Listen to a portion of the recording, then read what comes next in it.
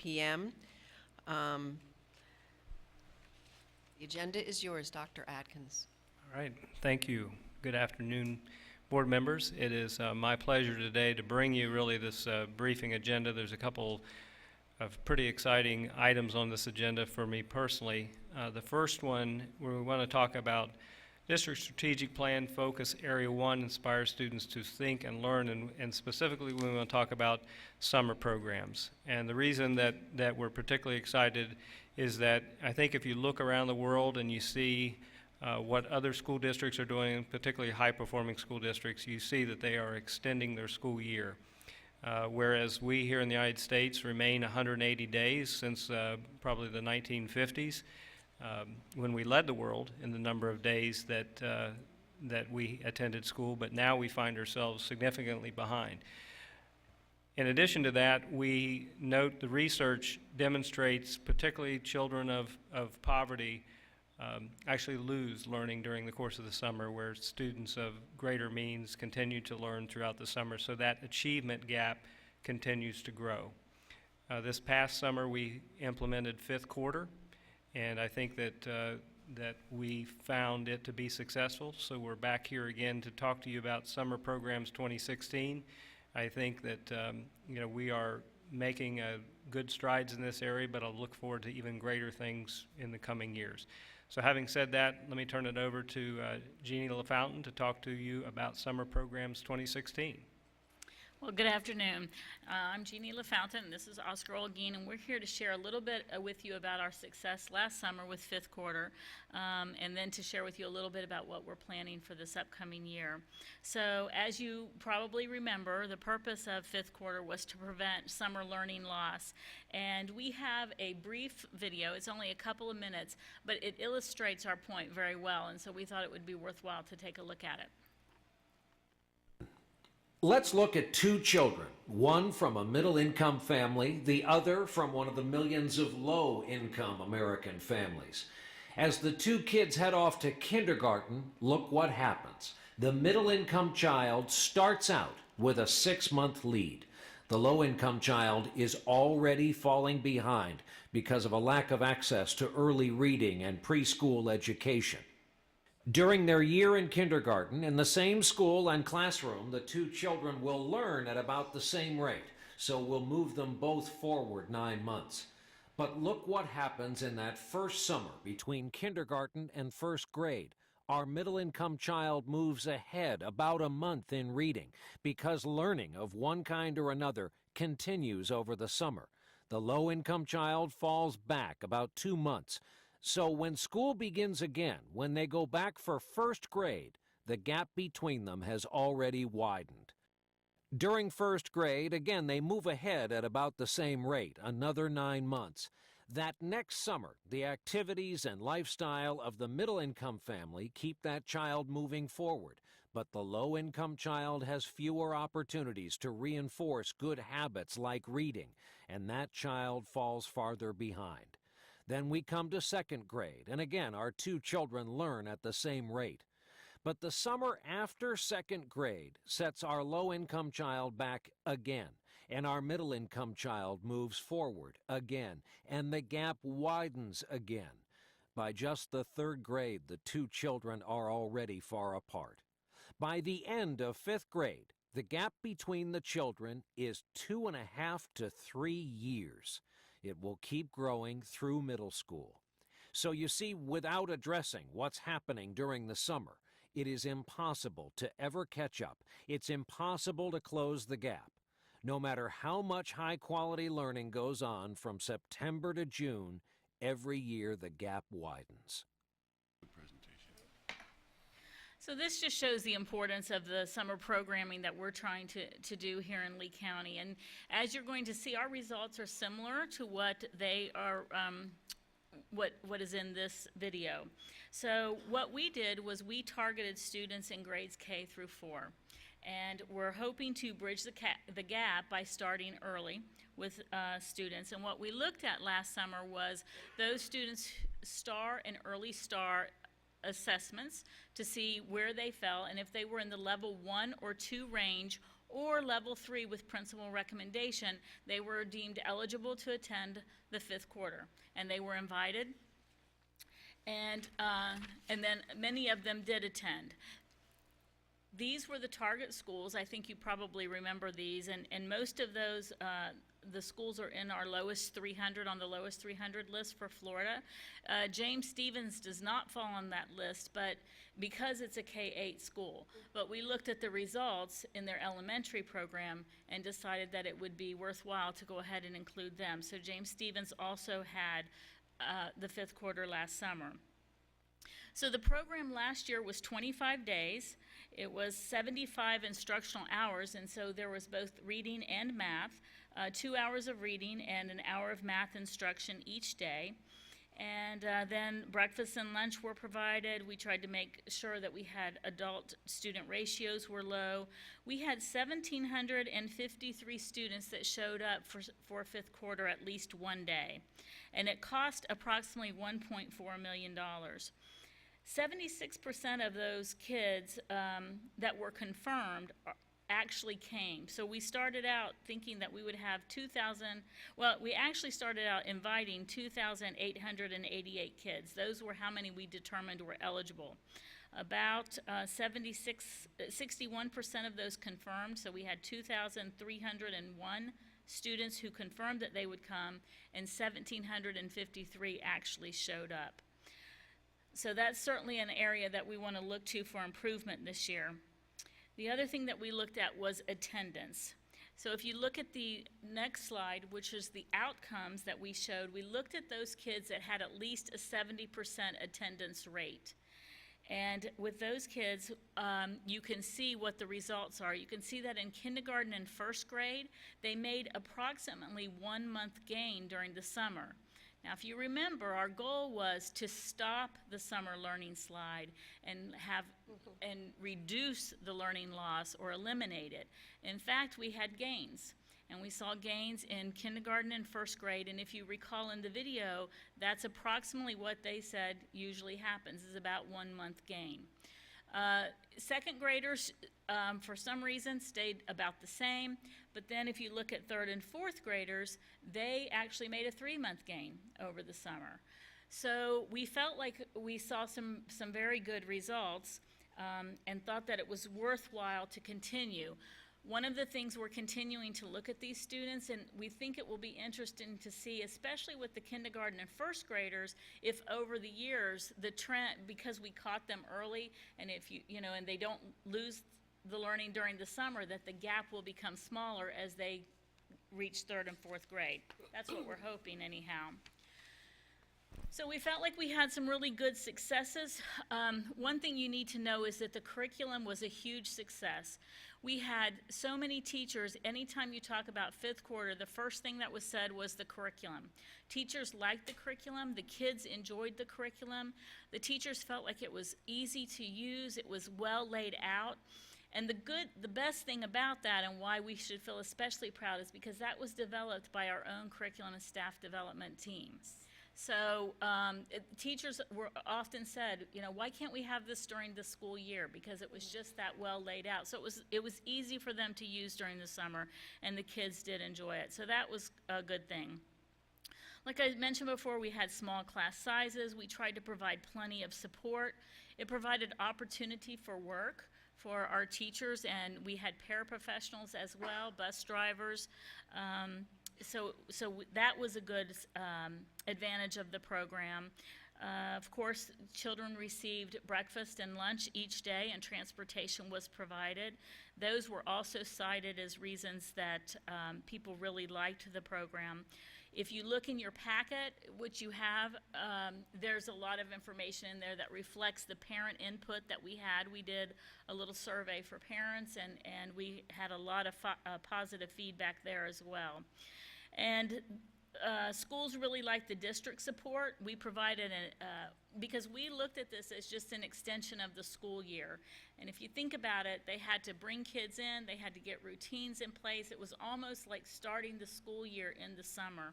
And so we made sure that we had plenty of support. We had an AP, information specialist, of course the teachers, the classroom paras.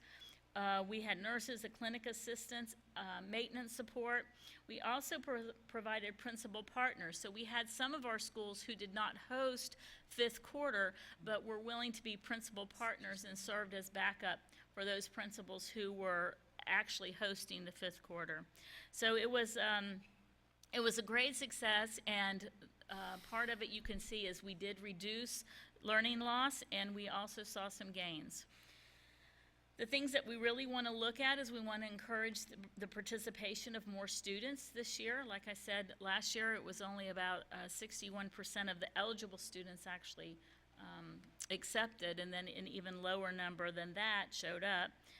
We want to try to increase the attendance rates. The schools did made some pretty heroic efforts, I would say. They made lots and lots of phone calls to students before school started, after summer school started, and tried to make sure that kids came. We had incentives that they were able to. We had lots of donations, and they were trying to, each school got a box of these donations, and they tried to increase the attendance rates, and we really need to take a look at that again. So we're going to try to do that this year. So our plan for 2016 is that we will have fifth quarter. We're planning to have it June 20th to July 14th. As you know, we have a shorter summer this year, so it will be less days. Last year it was 25 days, so we'll have less days this year, but we're planning to extend it by, it ended up to be about an hour and a quarter. And your slide will show you how, what the instructional hours are. That's just taking out breakfast and lunch. We figure about 30 minutes, but it's typically less than that. The other thing is that we want to do this year is last year we had a lot of summer programs at the host schools. And this year we really feel like that was a lot on those schools. These are schools that are challenging during the school year, and so during the summer it was a lot to ask them to host not only fifth quarter but other programs as well. So this year what we'd like to do is just have fifth quarter only at those host schools, because they will again be hosting a summer program, so they're going to make it fifth quarter. They like doing it because their teachers know the students. Most of the teachers there are teachers of that school, so they already know the students. So we'll hopefully only have fifth quarter there, and they will have more time with the shorter summer. We also allowed a little bit of extra time between the end of school and the start of fifth quarter, and the end of fifth quarter and the start of school, just to give both the staff and the students a little bit of a break time. And then we're hoping for good things again this summer. Board members, questions, comments? This is great, and I think if we could extend our school year, it would benefit everyone across the board. Thank you. Mrs. LaRiviere? I just think it's wonderful, and one of the neat things that I know of personally is this allows some of our exceptional teachers who do not typically teach a classroom but are assisting with interventions and so on to actually be in there working with those students. So people I've spoken with have thoroughly enjoyed it and felt like they really did achieve marked gains, and they could really see it when they worked with the students. So Great. Kudos. Thank you. Okay, well, I have some questions. Okay. So your expected outcome was what? Well, our expected outcome was that students would not lose any of their learning, that they would stay the same. Okay, so when I look at kindergarten, in fact, there was 1 month regression. If you look at the September results for the 70% attendance group. So you started out pretest GE 0.7 in July, it was 0.8, and then in September it was 0.6. So in effect, you not only lost your gain, but you lost. Am I reading that correctly? Well, in the pre-test and the post-test, they made 1 month gain. So at the end of, they either took the pre-test at the end of the school year or at during the first week of fifth quarter. Okay, so it's not the same population. Yes, it is. Okay. Yes, it is. And then at the end of fifth quarter, on July 15th, they took a post-test, and that's where they had a 1-month gain. So, Mrs. in other words, they are tested pre-going into the program. So Correct. you're able to measure the gain from the time they begin the program to the time they exit the program. That's right, Okay. yes. And you're going to have a total of 10 schools doing this coming year, is that correct? Yes, and that's what we had last year as well. I'm sorry, yes, it would be the same schools, because they're the DA, the lowest 300. Questions? There- Mrs. LaRiviere? I guess there Did I were, answer your question, Ms. Morgan? Not really, but we'll talk about it another time. Okay, I'm not sure I understood the graph, so, but I don't want to tie up board time. oh, I see.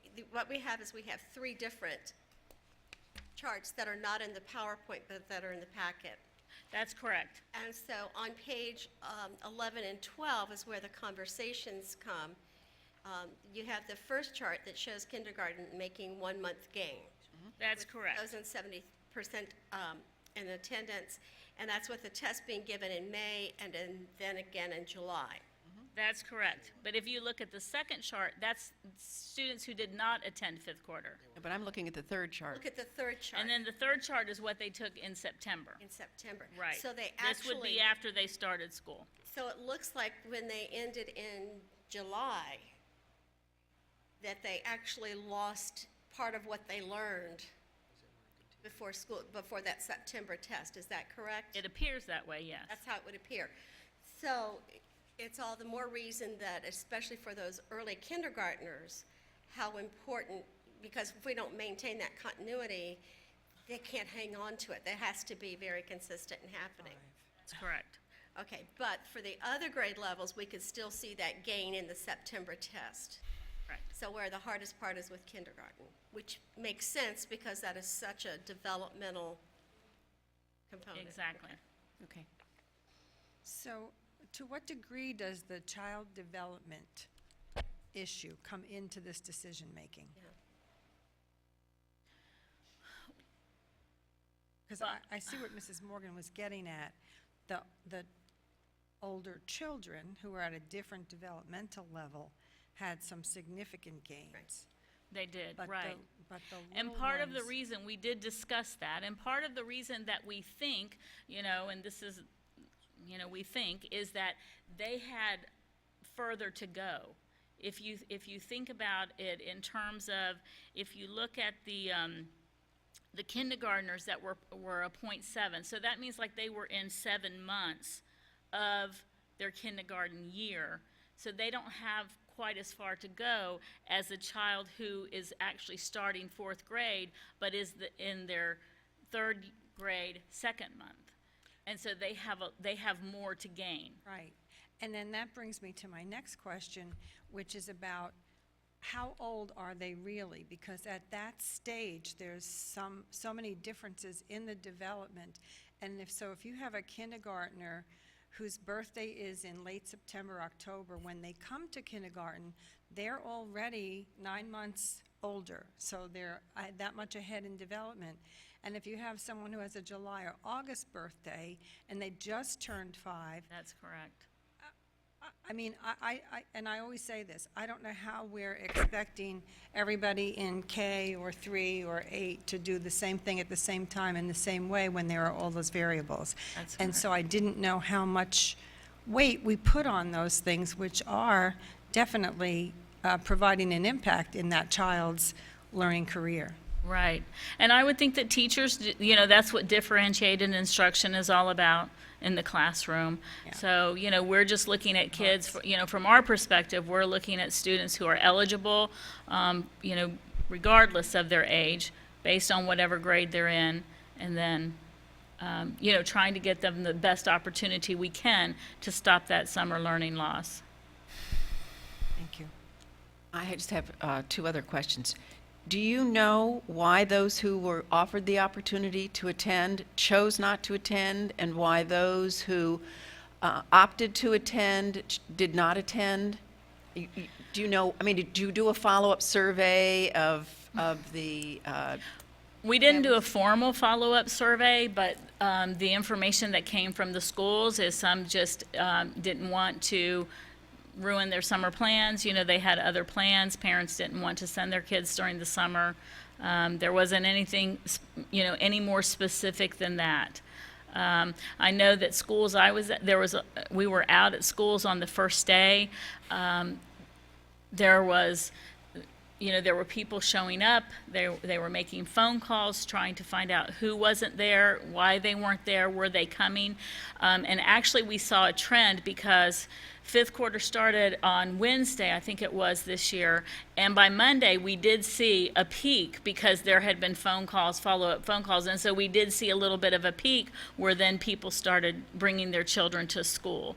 I don't really have any reason other than it's just summer and they just, don't feel as compelled to come, okay, so. Mrs. La Riviere? And I'm just thinking back when I was in school and I was the one sending out those summer school invitations. I know that typically it was about almost half of the students that were invited actually wound up showing up and coming. And there are too many variables out there that made a difference in that. Right. Sometimes it's just not having the capacity to make sure the students are there. Right, and we tried to do everything we could by making sure that we had transportation, making follow-up phone calls. And again, like I said, we'd like to look at that this year and see if there's some way we can make a difference and try to get more kids there.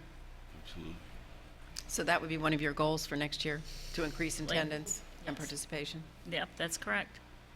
Okay. Any other questions, comments? Thank you. Just something I'd like to add. I think, first of all, I'd like to commend staff on just coming up with this concept and implementing the fifth quarter. I think it was really a remarkable concept and something that is a first step towards changing a culture. I think if we're really serious about two things, if we really want to close the achievement gap, we need to consider programs like this. And also, the other gap that we don't talk a lot about is the global achievement gap. We talk about the one in this country, but there's also a global achievement gap when we look at other high-performing school districts across the world that have extended their school year. If you look at what is the school year of South Korea, Singapore, Finland, other countries like this, they're longer than us. Even our neighbors to the north are a little bit longer than we are. So time on task in terms of being able to wrestle around with the academics over a long period of time. So I really think that in the future we'll see more of this. When we bring our differentiated accountability plan forward for the board, that's part of what we're going to layer into the plan, is extending the school year in some cases. Okay. Thank you.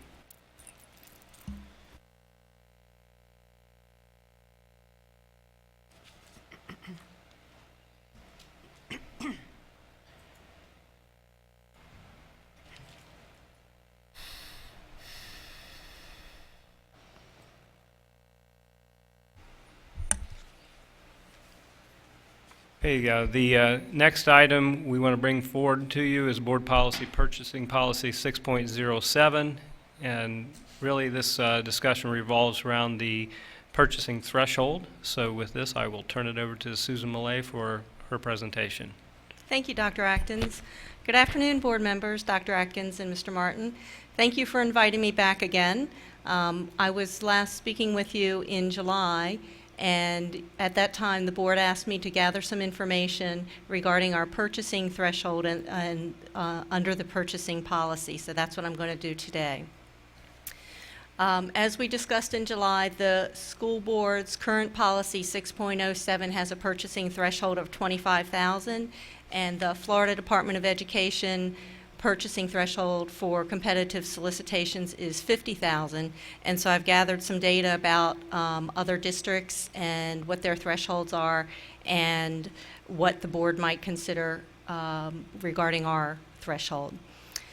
The three governing doctrines that the procurement department uses for making purchases are the statutes, which set the competitive solicitation threshold at $65,000.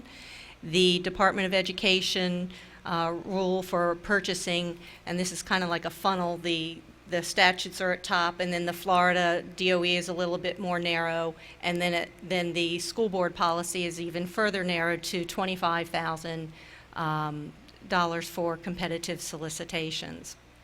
In the year 2000, the Department of Education raised the threshold kind of in alignment with the state, and the state's again raised it since then. So in the year 2000, we were aligned with DOE, and when DOE went up to 50, our school district elected to stay at the $25,000 purchasing threshold. So that was one point of information that you requested. When did the last change occur and why? So our purchasing policy 6.07 was reviewed with the Financial Advisory Committee along with some other purchasing activities. And during that discussion, the Finance Advisory Committee representative from the board was asked to bring forward to the board a recommendation to increase our purchasing threshold to $25,000, from $25,000 to $50,000.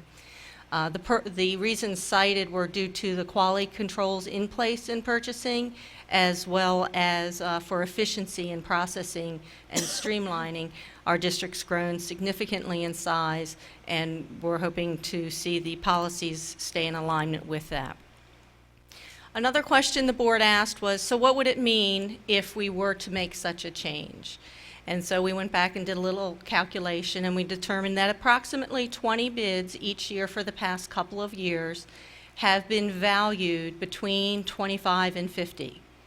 So that means that bids were required to be created, departments and others were required to participate, the publication, the advertisement, and then preparation before the board.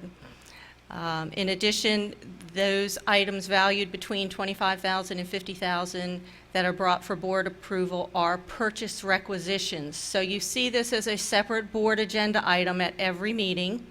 And so we went back and calculated over the past couple of years, approximately 27 per year were requisitions that were in that range of 25 to 50 that required board approval.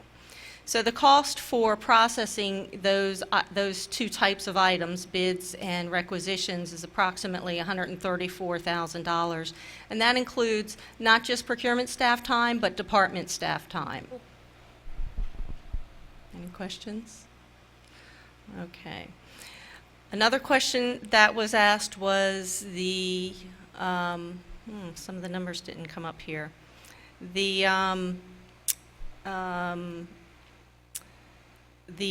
What other districts are doing. So I sent a poll to all 67 school district purchasing directors and asked them to respond. I did receive a response from 47 of the 67. 68% of them had a threshold of $50,000 or $65,000, and the remaining respondents had either $35,000 or $25,000. Yep, thank you very much. Okay, so of the 47 responses, 29 had the 50,000 or above, and that's 68%, and 32% of the respondents had 25,000 or less. How many? 15 responses of the 47. So, Mrs. Dozier. so out of the 67 districts, there are 29 districts that we know of that have the $50,000 threshold. Of the 47 respondents, Okay, but what I'm saying is, out of the 67 school districts, there are 29 that we absolutely know that have a 50. that is correct. Okay. And 20 additional that I didn't, I attempted to reach and did not receive a response.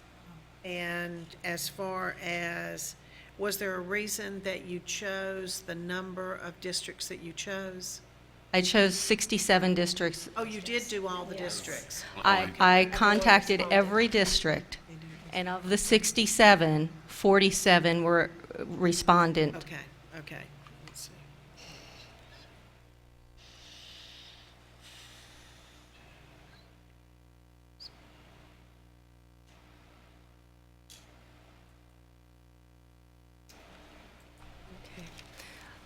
Another question that I thought you might ask are, how do we sit in the top 10? You know, we're ranked up there in the top 10, and what do our peers look like there? So the top eight districts based in number of student population are all at a $50,000 purchasing threshold for competitive solicitations. That means 21 that are smaller than us. And so that means that 21 districts that are smaller than us have a threshold of 50,000 or more. That's correct.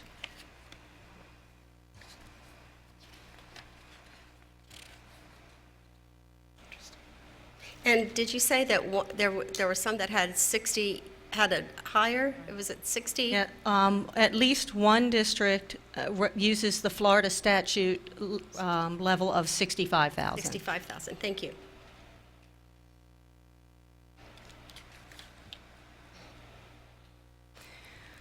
A little bit more information I wanted to share with you are the quality controls that surround the purchasing process.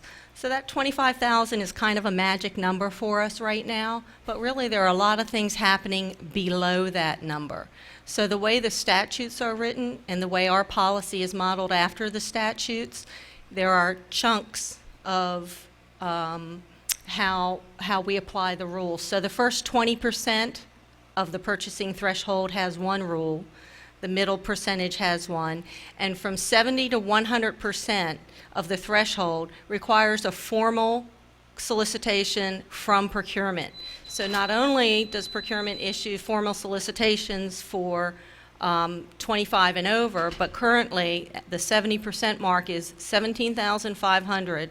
So any purchase that's non-exempt that is valued at 17.5 or more has a procurement process associated with it whereby we're reaching out to vendors, getting multiple quotes, evaluating price, et cetera. The way our policy is currently written, if we were to make a change and just changed the number from 25 to 50, that number would go to 35,000, where we would still require formal solicitations from the procurement department for anything between 35 and 50,000. It would just be at that lower end, under 35, that the bookkeepers would have the requirement, again, to obtain 3 written quotes and to utilize the best value for the district. So another thing that's of interest is that the purchase requisition process is automated through the PeopleSoft system, and every purchase that uses budgeted funds receives between 2 and 6 approvals in the PeopleSoft process. The last approval, which is always procurement before issuing the purchase order, a requisition does not turn into a purchase order until procurement approves and then converts it to a PO and dispatches to the vendors.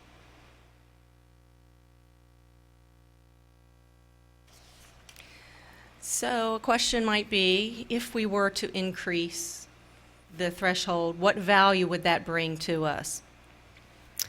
First, we would still continue to have the 2 to 6 approvals per each requisition, no matter what value. That's from 1 cent up. Every requisition requires that. Bids and RFPs would be issued for 50,000 and above instead of 25,000 and above, and requisitions would be brought before the board when they were valued at 50,000 or higher. The purchasing process would be streamlined and faster for those items that had a value between 25 and 50,000. The formal RFQs, as I discussed earlier, would still be issued from the procurement department for anything valued 35,000 and higher. And the procurement staff we talked about the overall staff hours previously, 250 hours per year of procurement staff time would be freed up to utilize for conducting further research on supply sources, comparing to other agencies' bids, and making sure which is the most competitive, and partnering with other agencies. And also, that would give us, a lot of our day is spent working on bids and RFPs, which means we're not all, we break up our day to process recs and convert them to POs, as well as processing bids. So we'd have more time to get to purchase orders faster and produce and get them out the door faster, resulting in getting products in schools faster. I hope that information helped provide more data for you to consider whether or not we are interested in increasing our purchasing threshold to align with the industry standard, which is the DOE threshold of $50,000. So board members, questions and direction to the superintendent. Mrs. Fisher. Yes, I have just a couple of questions. Going back to page 5, where you had the chart regarding the cost impact of items changing from 25 to 50 as the low, the difference in the cost, is that a transitional cost, or would it always be that much more expensive? You know what I mean? Where it says you got 20 RFPs at $6,600 for a total cost of $132 plus a year, plus the requisitions, 27 requisitions between those amounts at $60. Can you help me just explain that? Sure, that's a great question. The past 2 years, each year, we had about 20 bids that we brought before the board for approval, and the value of the bid, the award price, was between $25,000 and $50,000. So 2 years in a row, maybe one year we had 19, maybe one year we had 21, so the average was 20 per year. We calculated the number of hours that staff spend working on a bid, and the bids range from complexity, from low to medium to high. And so we have gathered the data on how much time do we spend on it, and the average cost to issue a bid is, this relates directly to labor hours. How much do we spend in labor hours to produce a bid? So now not all of that is procurement staff time, about 250 hours per year is procurement staff time. So if that time for procurement staff time and other departments such as maintenance, which is our number one partner in purchasing power there, our time would be freed up to focus on other things. So next year, if we had 20 purchases that we didn't have to do a bid on, then the number would stay about the same. And many of our bids are recurring, so I would expect some stability in that price, that approximately 20 bids per year would not need to be issued. Okay.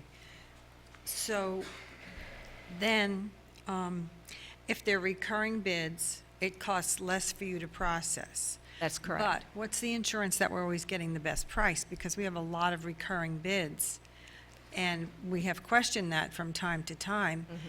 And so I wonder, if there would be a cost offset, would it be a better system of checks and balances if our threshold was higher?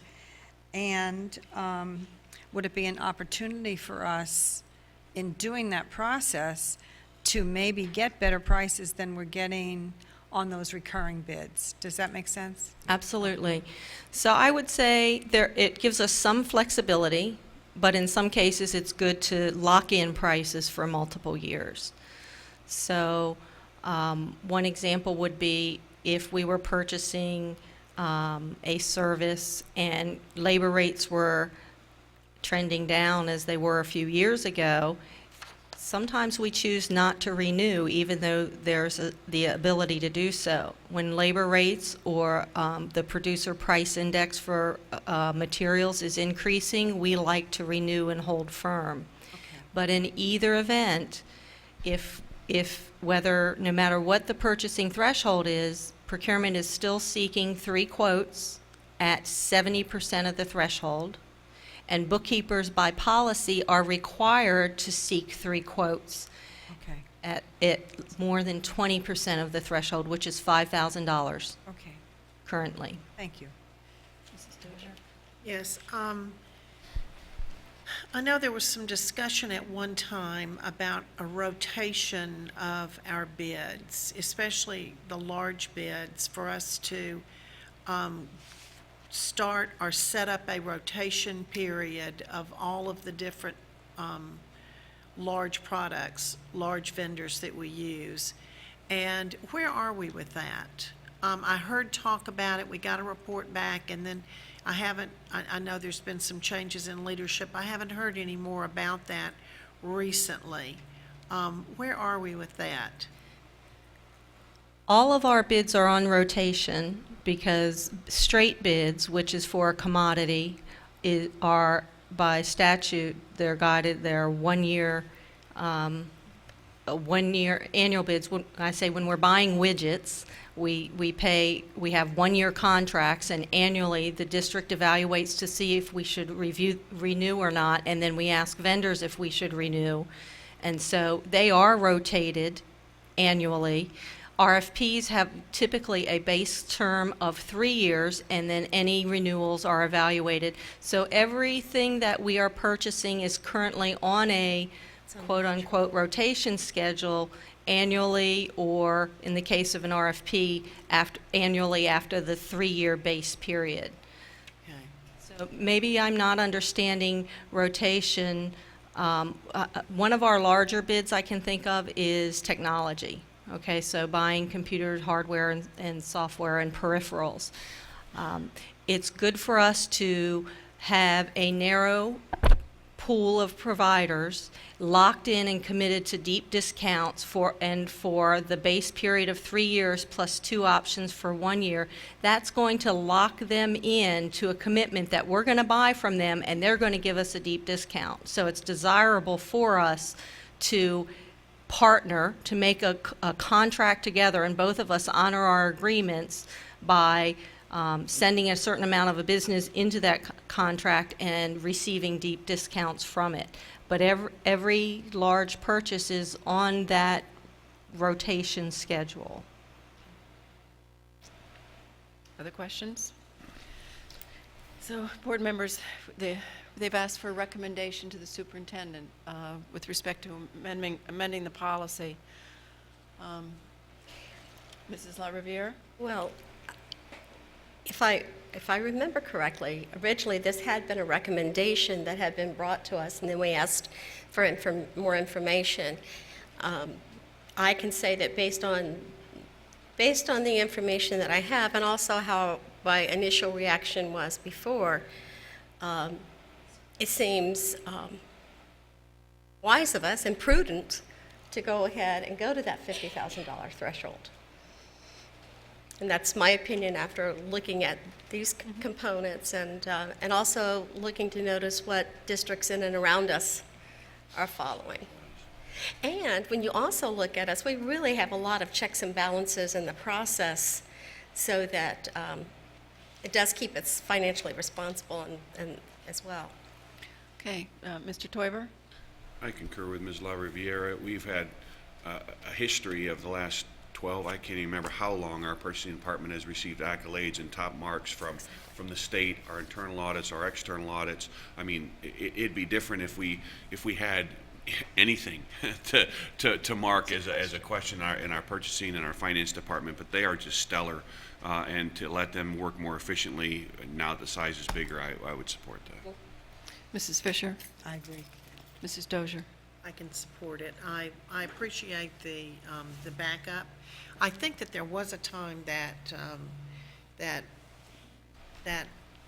a recommendation came and we didn't have quite as much backup as we have now. And I appreciate all of the work that you put in bringing this forward, because I know that I've been a holdout on this. And due to the fact that you have provided us some data with your research on what other districts are doing, and as well as what the DOE has that set the industry standard as, I can certainly support it. So I would be supporting this. And as will I. And Mr. Tubb, I'm going to ask you to convey to the Finance Advisory Committee to thank them for their work representing the public on this particular question. So I have your direction. Thank you very much. Thank you very much. I appreciate your feedback and your time. Thank you for your thoroughness, as usual. Thank you, Susan. And Board, thank you for the support on that one. I do, moving forward, I want to talk about really our next item, which is school reports on the school improvement plan. This is an exciting item for us personally. The board had requested progress and an update as it relates to the school improvement plan and the alignment with district strategic plans. So rather than hearing from us about how things are going, we felt it would be better to hear directly from schools, which is reminiscent back to the time when I was sitting in those chairs as a school teacher, really, and had the opportunity to present to the board way back when dinosaurs roamed the earth.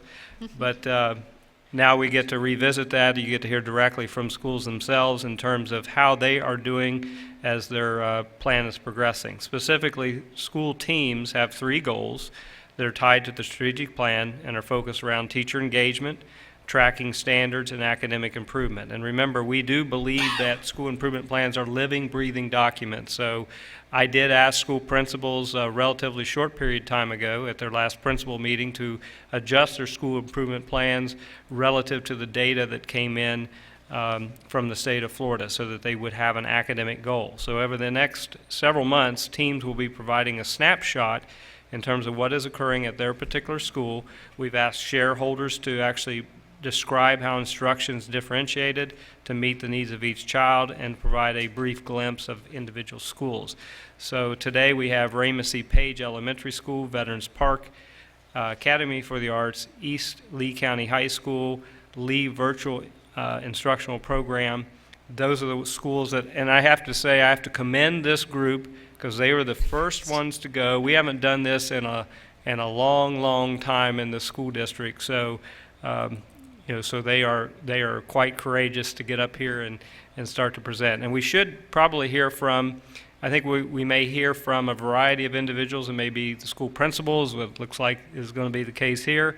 But you also have other members of the team that may be sharing the results as well. So we will start with Raymond C. Page Elementary School. Thank you, Dr. Atkins, board members. I'm honored to represent our team that we brought here today.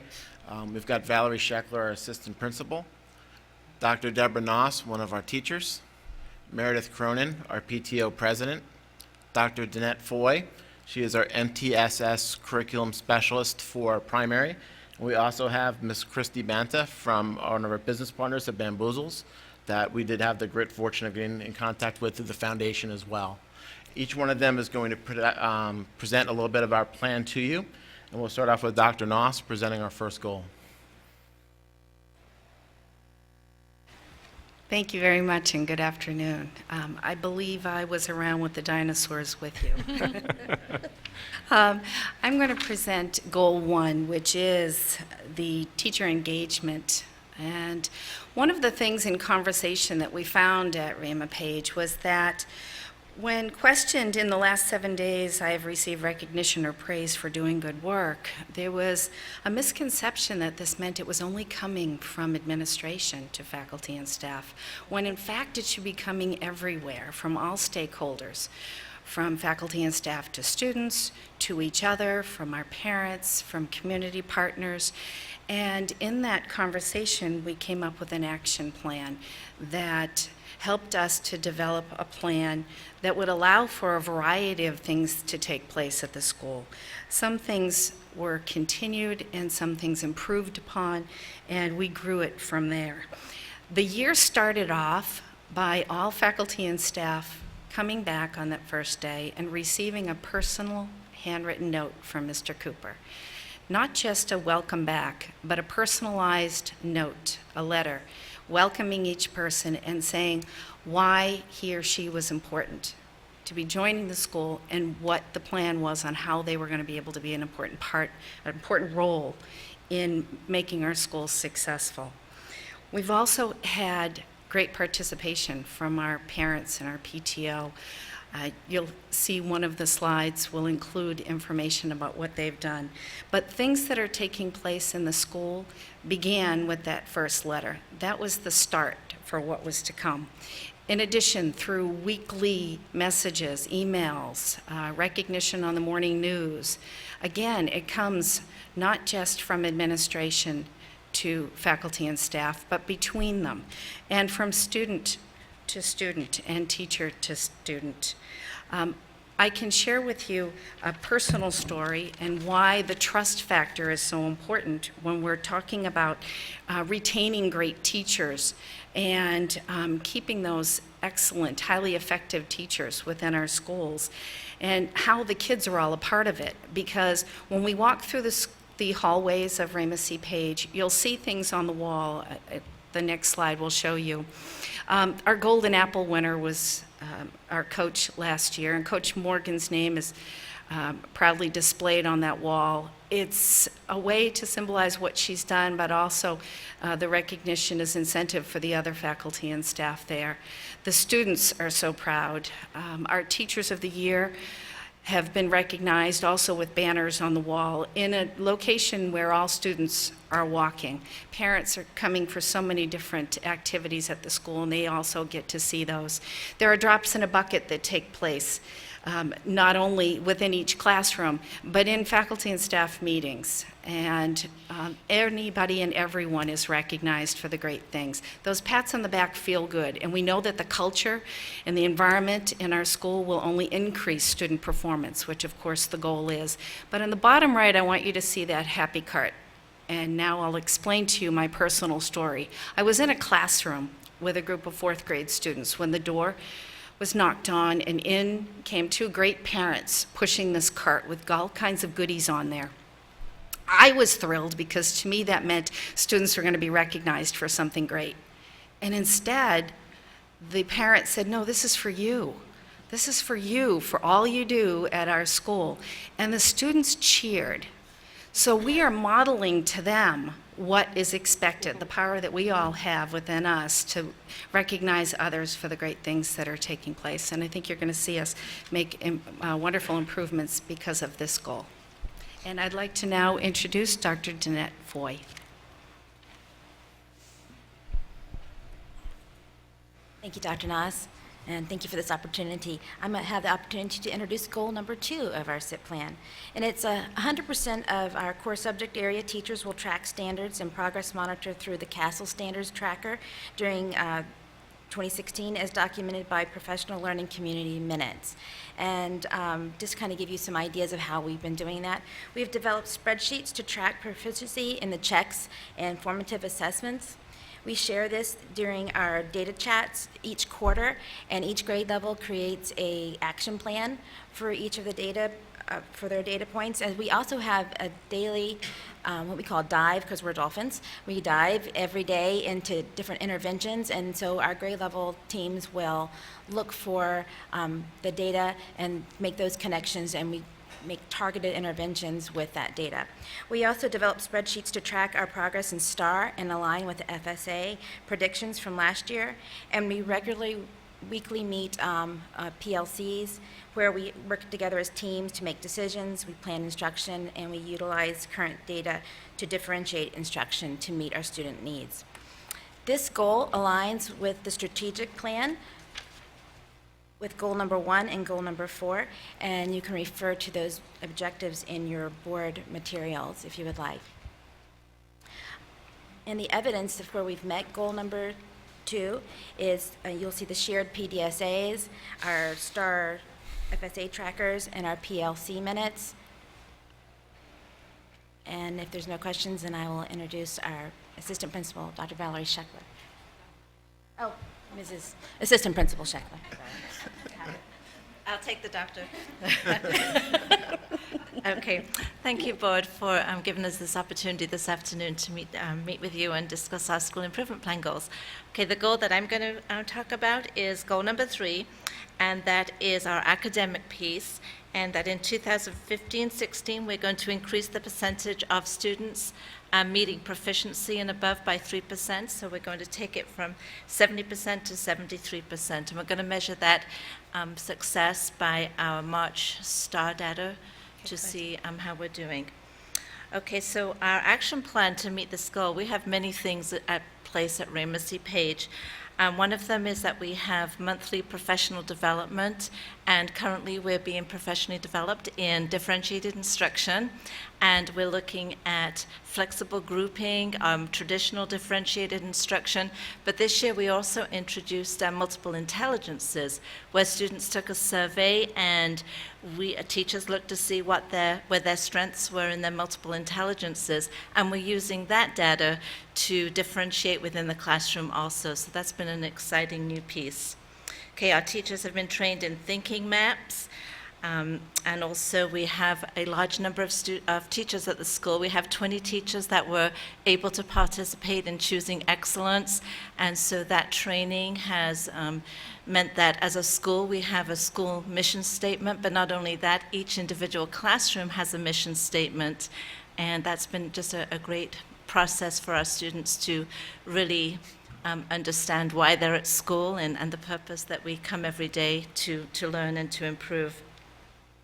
Some of the things that we're doing at school is we're starting a new program, partnering with Kiwanis Group, and it's a BUGS program. It's where we've looked at our student data at the end of first quarter and looking at their grades, and at the end of second quarter, we're going to look again, and students that have maintained their current grade or shown an increase are going to be recognized through a program called BUGS through the Kiwanis, so that motivates students to want to really do their best.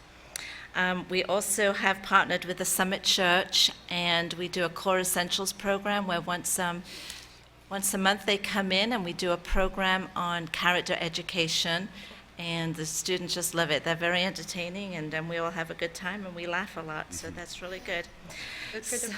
Some other thing, we've collaborated with Autism Speaks to support our students with disabilities. Repeating what Dr. Foy said, we have our data walls in every classroom where teachers are monitoring class progress, but also students then get to look at their individual student progress and how they're doing towards standards-based instruction goals. Let's see, up on our wall here, we have a couple of examples of some of the monitoring that we're doing for this goal.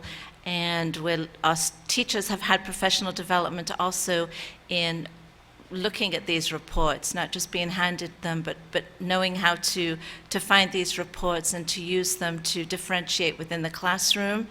And one of those shows there, I don't know if you can see it, but we have a classroom where 95% of the students made expected growth within just a 3-month period of time. And in fact, they exceeded. The growth was for 3 months. They made a 4-month growth. 95% of them made an average of a 4-month growth since August to October. So anyway, that's the end of my little piece there. And I'm going to now introduce Miss Christie from Bamboozles, and she's going to share with us how our business partners support our goals.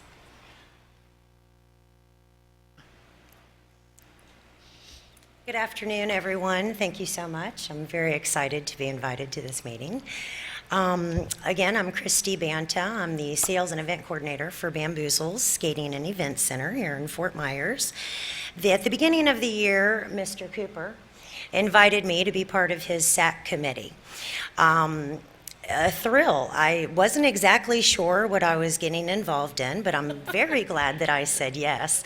I was able to participate right in the beginning of the year with the development of the mission statement for Ramsey. That was very exciting, a great process to be part of.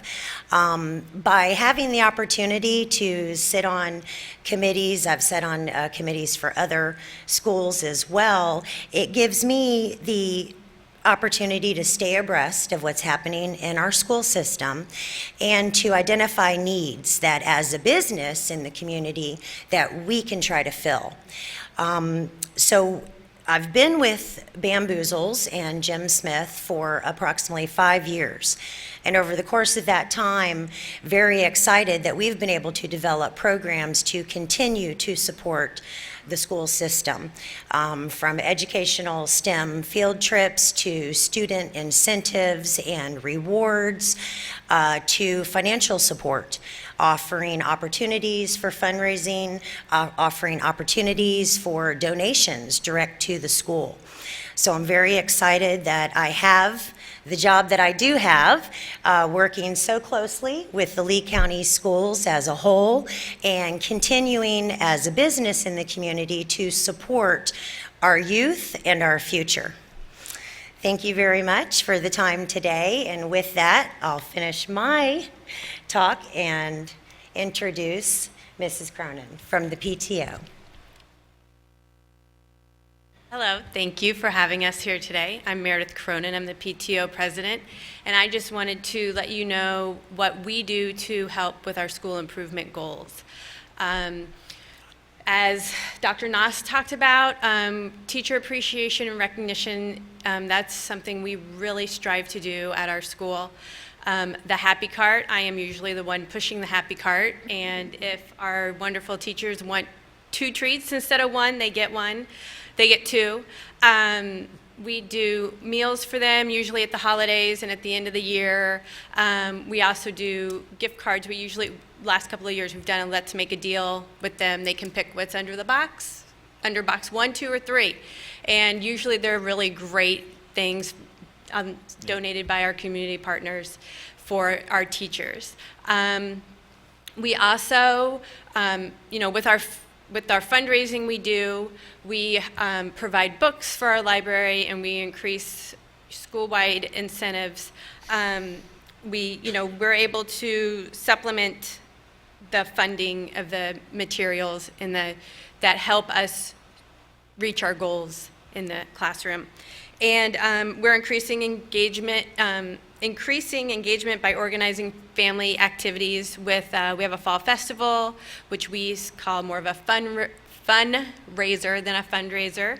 I think we had 1,500 people at our school for our fundraiser this year, which is really great, and our carnival.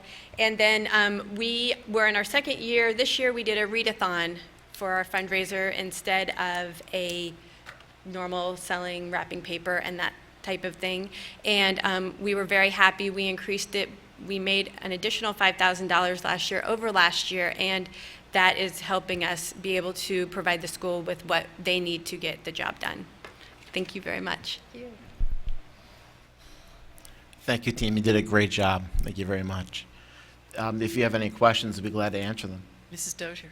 Not really a question, just a comment. I think that your team could be a model for schools out there to show the cooperation that goes on with the community, cooperation with the teachers, the staff.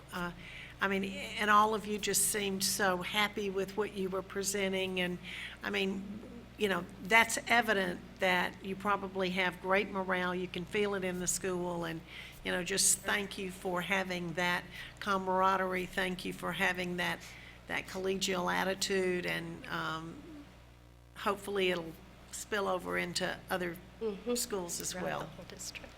Mr. Toiber. Thank you. Mr. Cooper, I think, Dr. Atkins, I hope you let the other schools see where Mr. Cooper set the bar.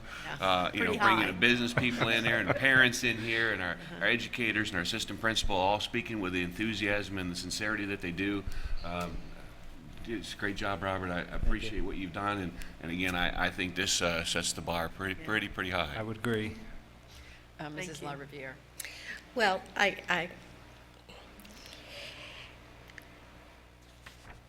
very rarely do we have teachers post on their Facebook saying, "I just love my administrators."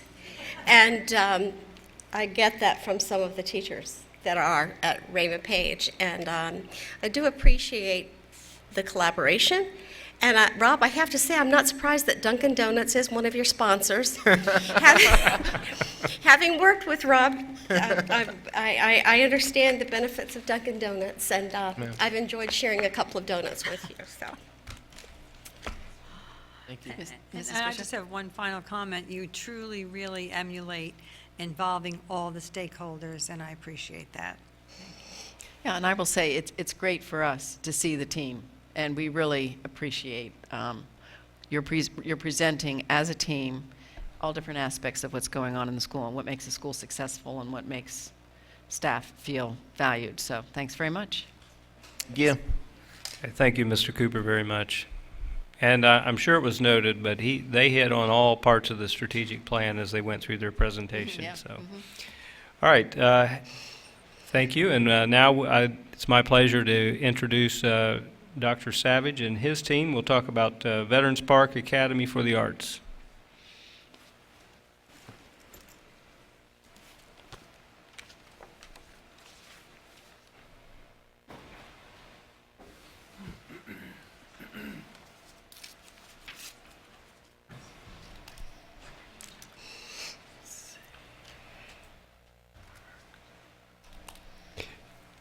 And while he's getting set up, I do want to say, you know, this is new, so schools were not aware of the deadline for the briefing. I'll take responsibility for that one. So they've had, it's not a part of your packet, but we'll get that corrected for the next briefing. Thank you, Dr. Adkins. It's just a small team here today for veterans, and ours is a slightly different aspect of this SIP overview. So the first presentation you got to see was really a multifaceted stakeholder piece. For our 10 minutes, we're going to be addressing a very specific component, and that is, with the new results that were released, how do we best interpret them? And so we're really going to be talking about the FSA results component with a specific target on the balanced scorecard. But before I get started, I just want to introduce the person sitting next to me. This is one of our amazing teachers. His name is Mr. Bo Volz. And he's going to tell a little bit more about himself near the end of our presentation. But what I want to emphasize is that he's a big part of the reason why I'm here today to talk to you. His commitment and his gift to our children.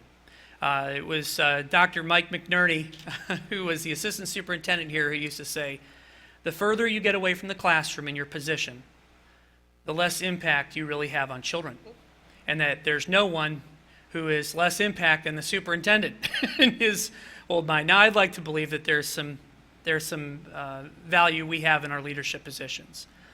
But we must never forget that it is actually the teacher, day in, day out, working with our children. They're the ones who move the needle. And so everything that we do, every piece of data that I love, on the other end of that is a child. And this is a very unique individual here, and you'll see why as we go on.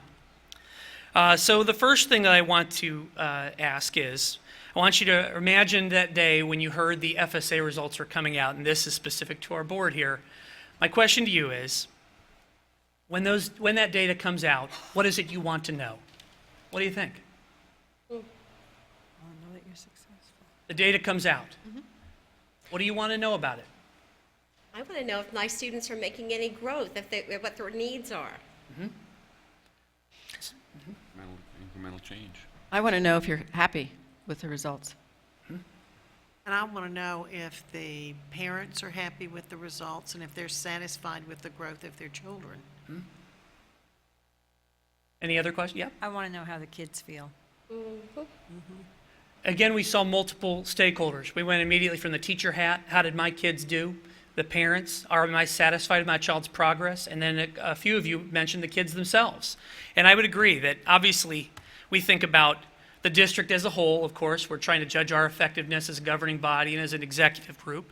As a school principal, teacher leaders, we want to know how we did relative to our improvements within the school.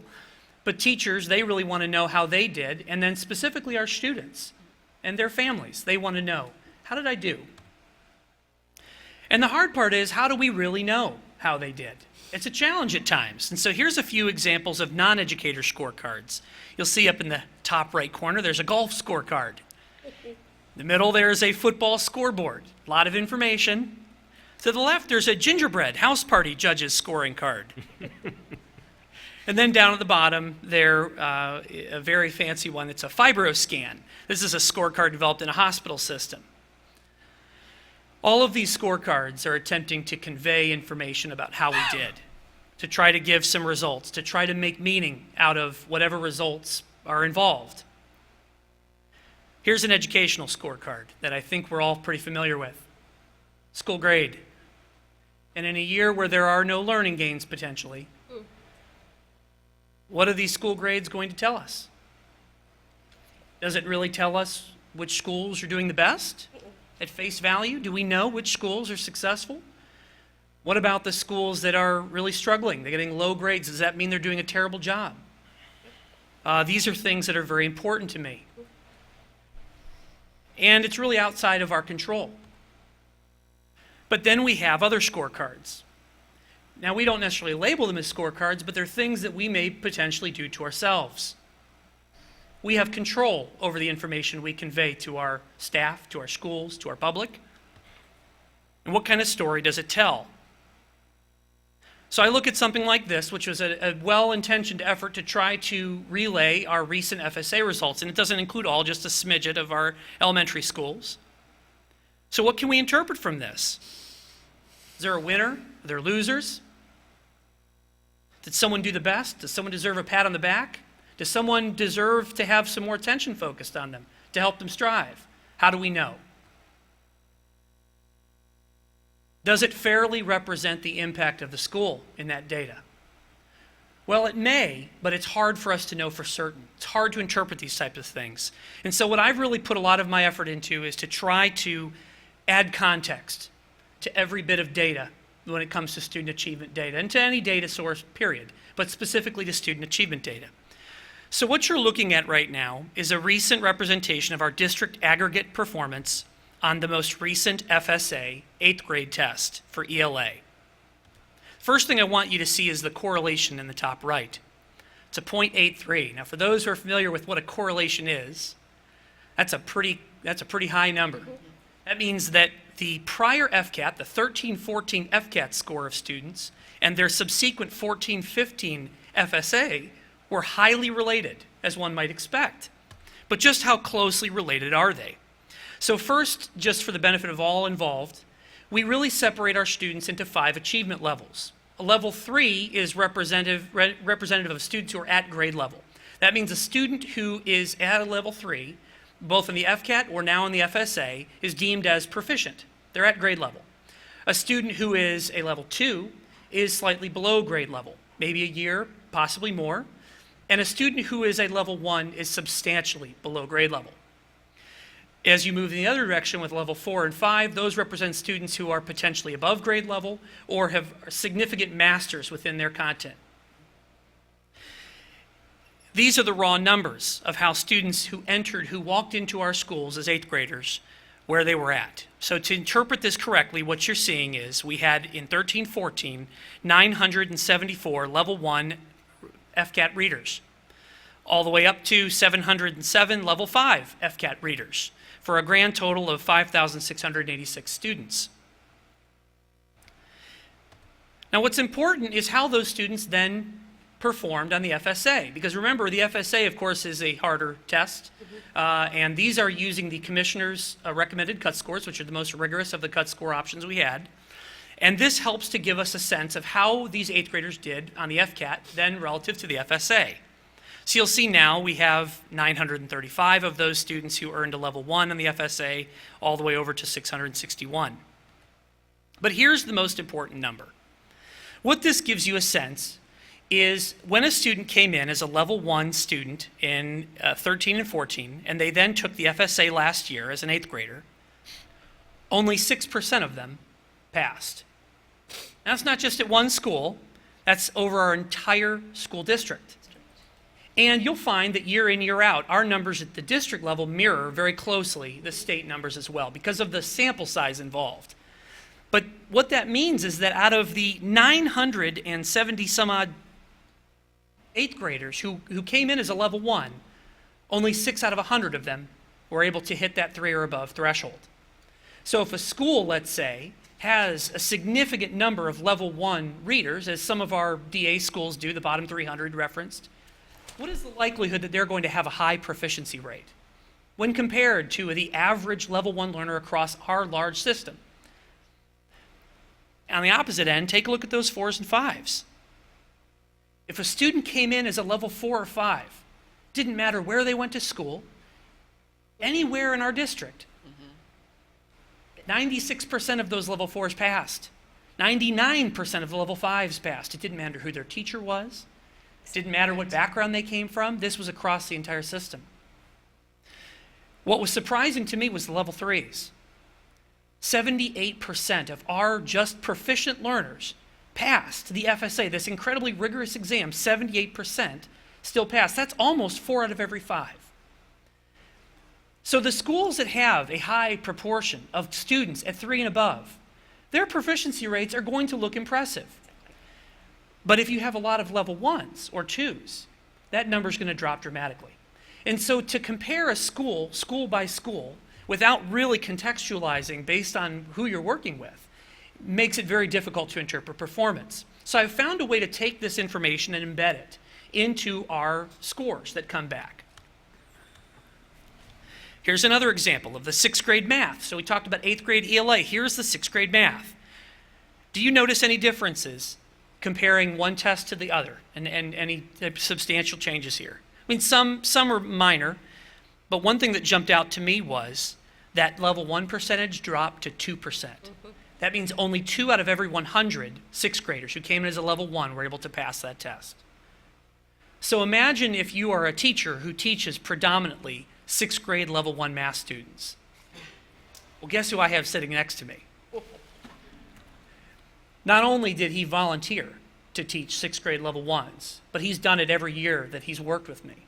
Volunteers for that assignment. With level 1s, especially in a year we have increased inclusion, that meant he was volunteering for students who had a higher proportion of students with disabilities were represented.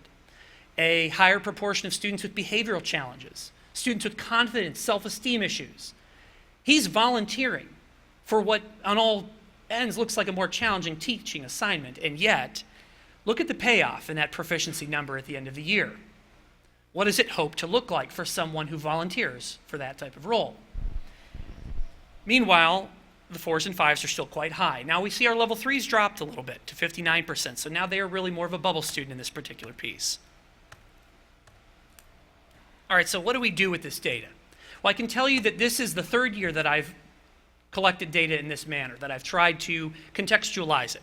And I really use it to try to make sure I have the right people on the bus and then make sure they're in the right seats where they can have the most impact. So I can see which teachers maybe were more gifted with the upper level students and which teachers were stronger with intensive level students, were able to build those bonds and actually get some results.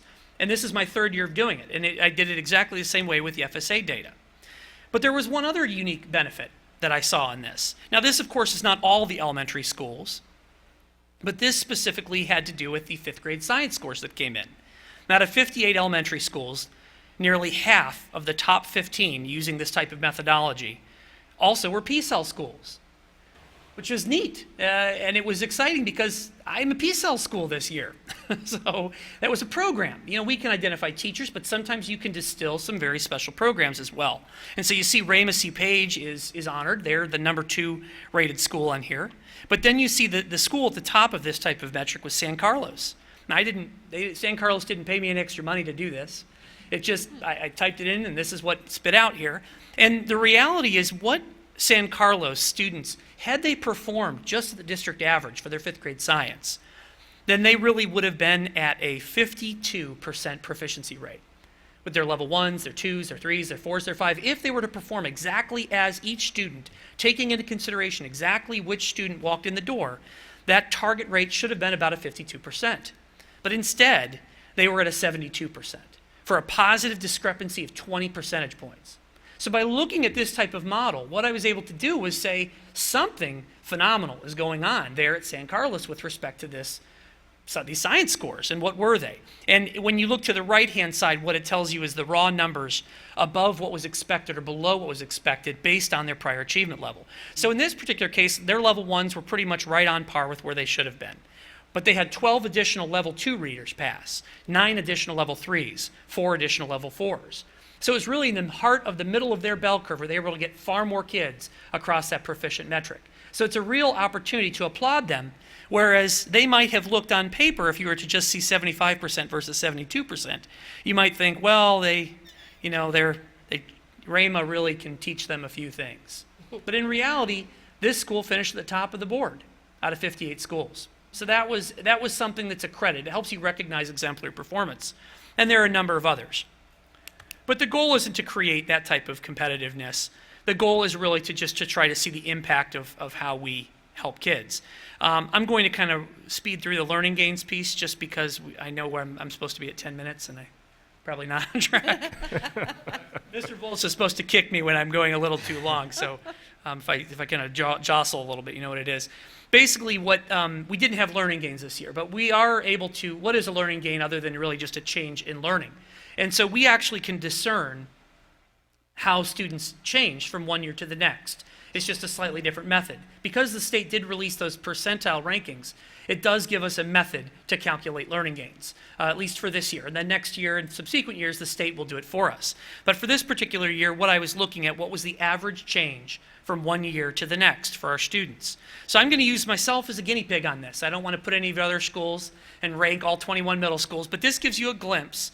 And it's kind of hard to see the colors on here. But anytime you see green, that means we were above the curve. Orange, yellow means we were like a stoplight, kind of right in the middle, at the average range. And anywhere where we were red meant that we were actually slightly below the rest of the class. In our particular case, I was looking at 10th grade ELA.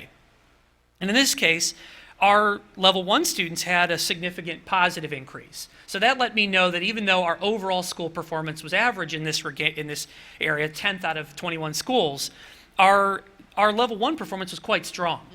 Meanwhile, our level 2s and 3s were pretty much in the middle of where we were supposed to be. It was really our level 4s and 5s that were underserved in that particular grade level. That helped me then review advanced programs, think about who we had teaching those pieces, and really breaking it down teacher by teacher. So that's one way that you can really take an overall school performance and break it down into specific subpopulations within your school that you may be underserving. So now it's time to look at the teacher level of this, because all those scores look pretty and colorful, but really what's derived from it is student by student performance. And that's where Mr. Volz comes in. I've protected the names of the students, so you just see student 1 through 29 in this case. But the one thing all 29 of these students had in common was that they began as an FCAT Math Level 1 math student. That's what you see, those ones in the 4th column. Then in the 5th column, you see their actual percentile ranking within our district. So like, for example, student 1 was a level 1 math student who was in the 13th percentile for all of our Lee County math students in 6th grade. But what you see next to it is the good news. At the end of the year, after a year with Mr. Volz, that student had climbed all the way to the 49th percentile in the state in math, in 6th grade math.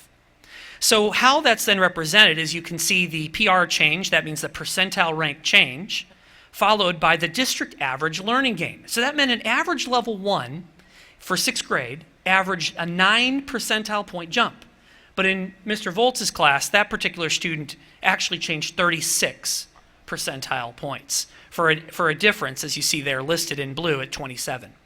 Now, our typical teachers, if you were to look at them graphically in our district, would have some red and some blue. That means they'd have some areas where they overperformed and many students where they underperformed. And when you average it together, they end up at an average rating.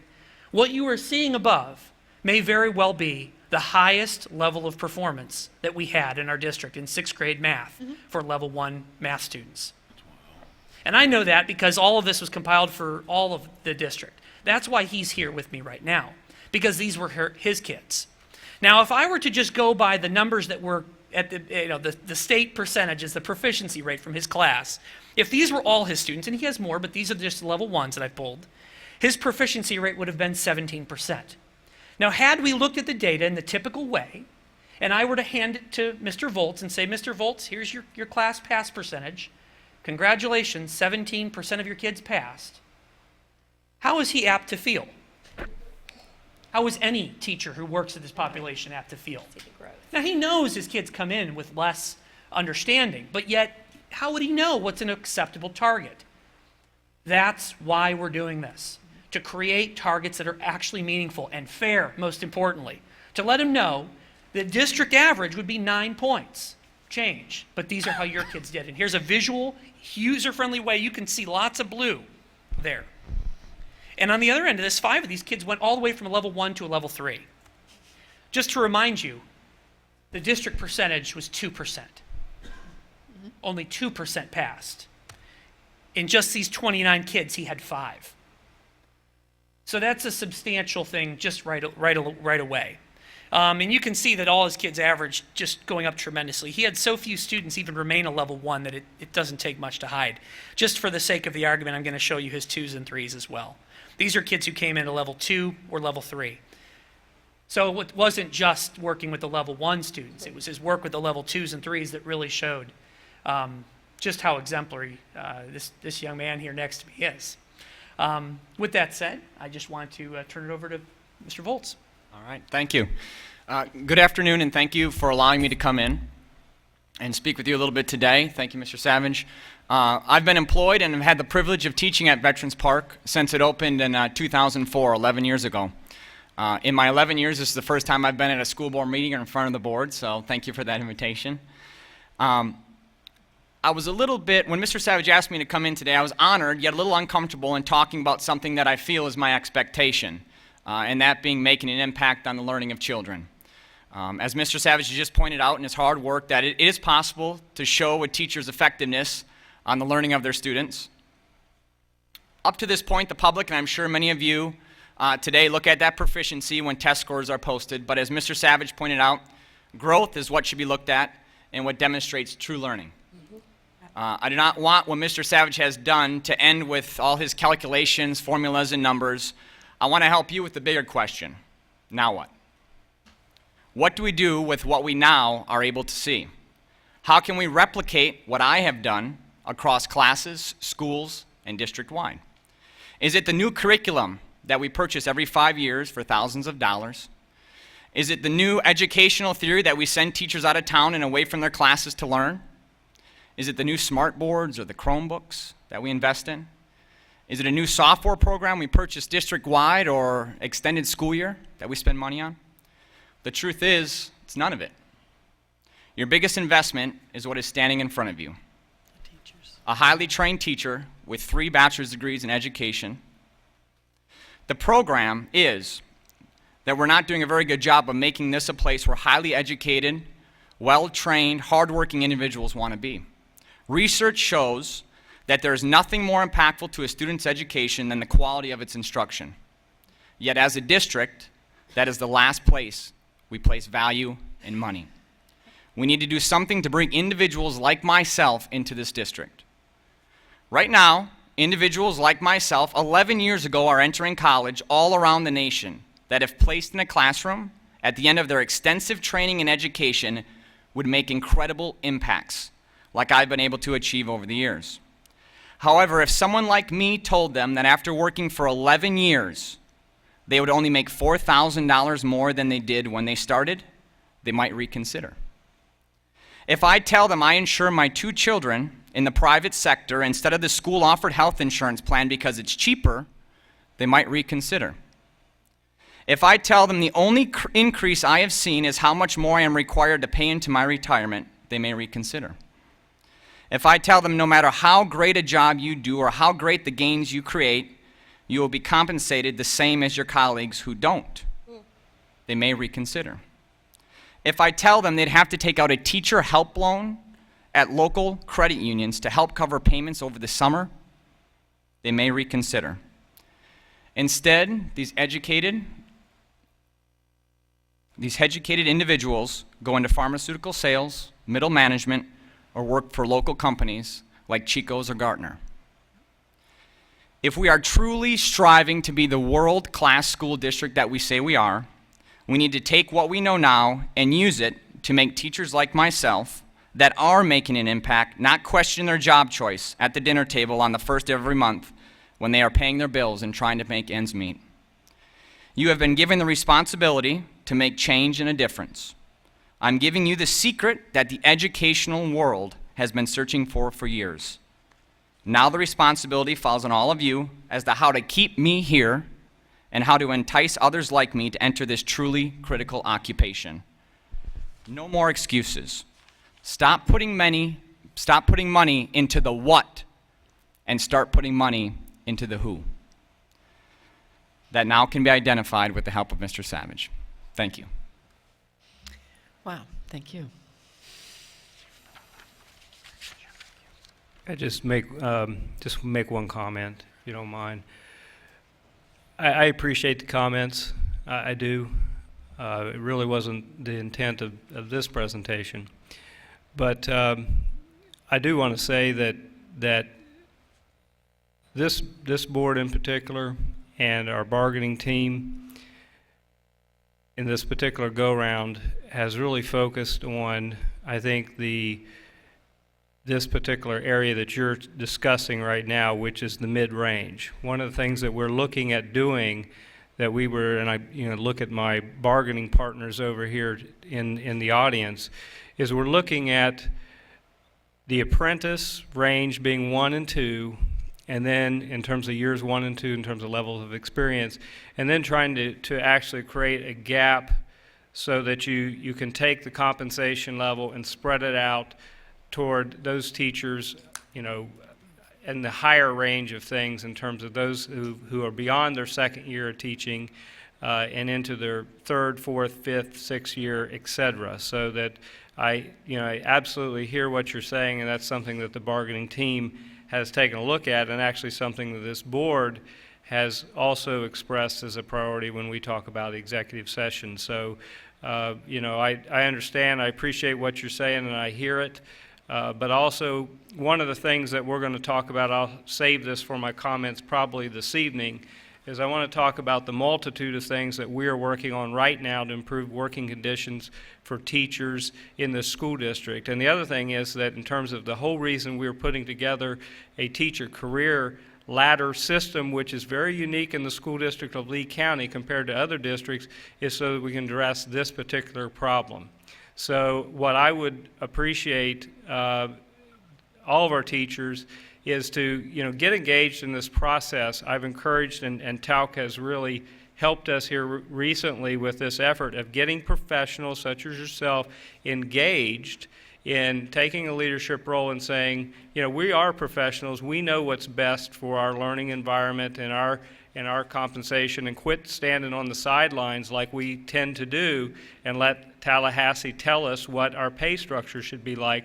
I've always felt that we can design it better in the school district of Lee County. So I appreciate you having the courage to come here and do this.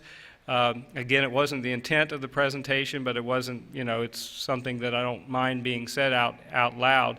But I also would say the takeaway from this for you and for Dr. Savage is to continue to become very involved in being part of the solution, because we have to take a leadership role in this particular area. So thank you very much, and I do appreciate all the data, and Dr. Savage, we need to talk some more, okay? Spread this district-wide.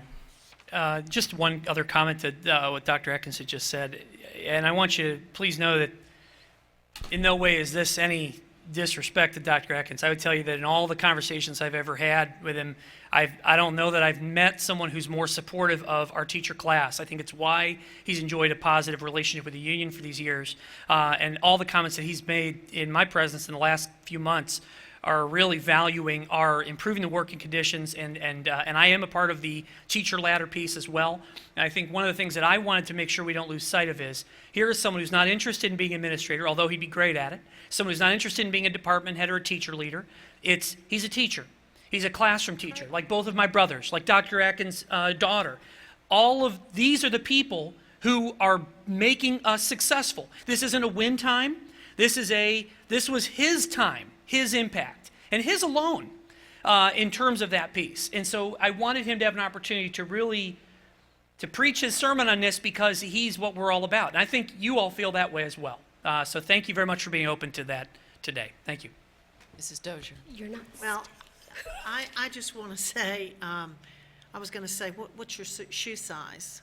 Because it probably took big shoes to walk in here and do what you just did. Because I think very few people would have the nerve to do that, so to speak, because speaking in front of the board, a lot of people are intimidated. But I want to applaud you for that, and I want to thank you for what you brought to the table, because this is a conversation that we have collectively had.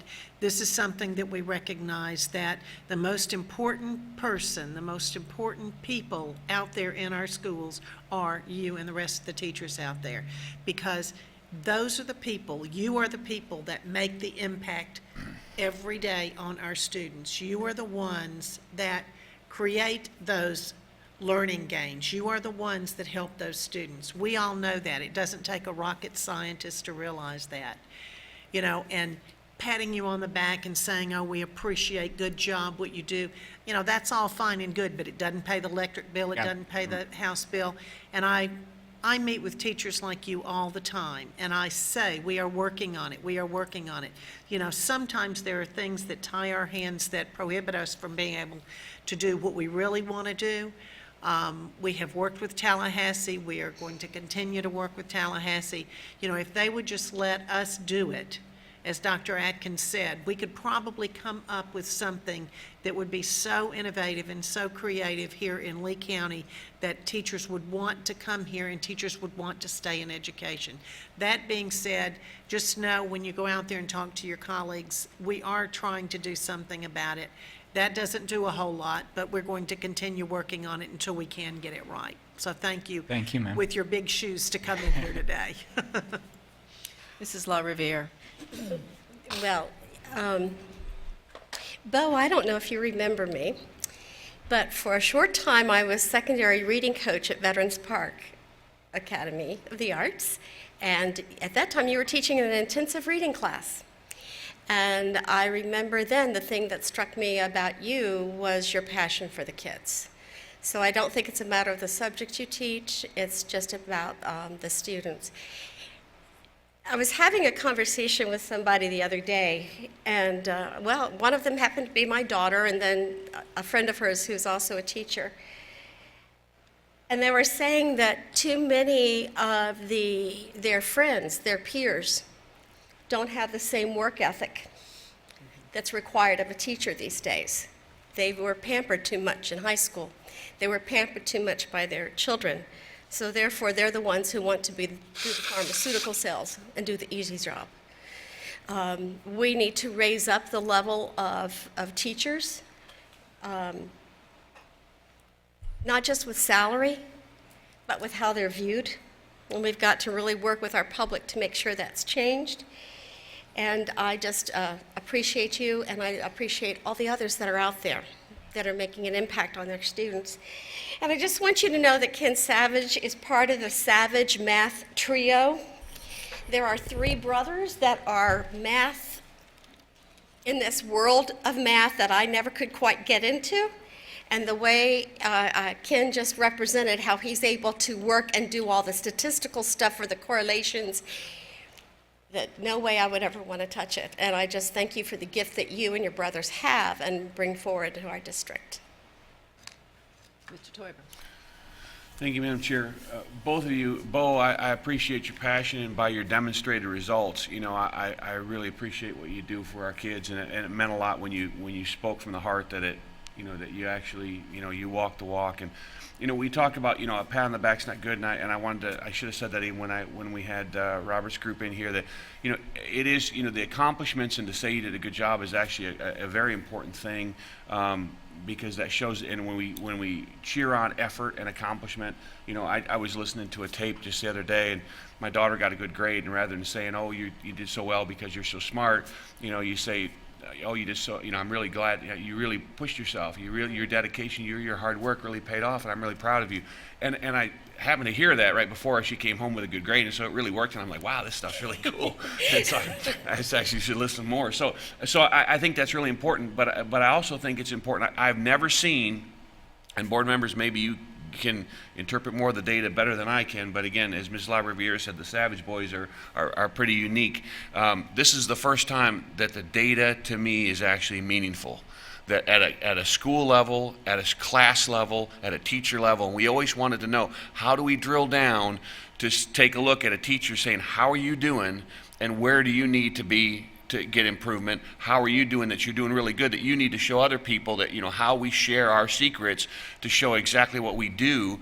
And then also goes down to the child. When the parent looks at it and says, okay, I see my child in this group, this is where my child, what are we doing for my particular child? I think it's very meaningful data. So much so is I would challenge any state legislator. They don't know what they just do stuff for doing stuff, and they don't know what any of the data means.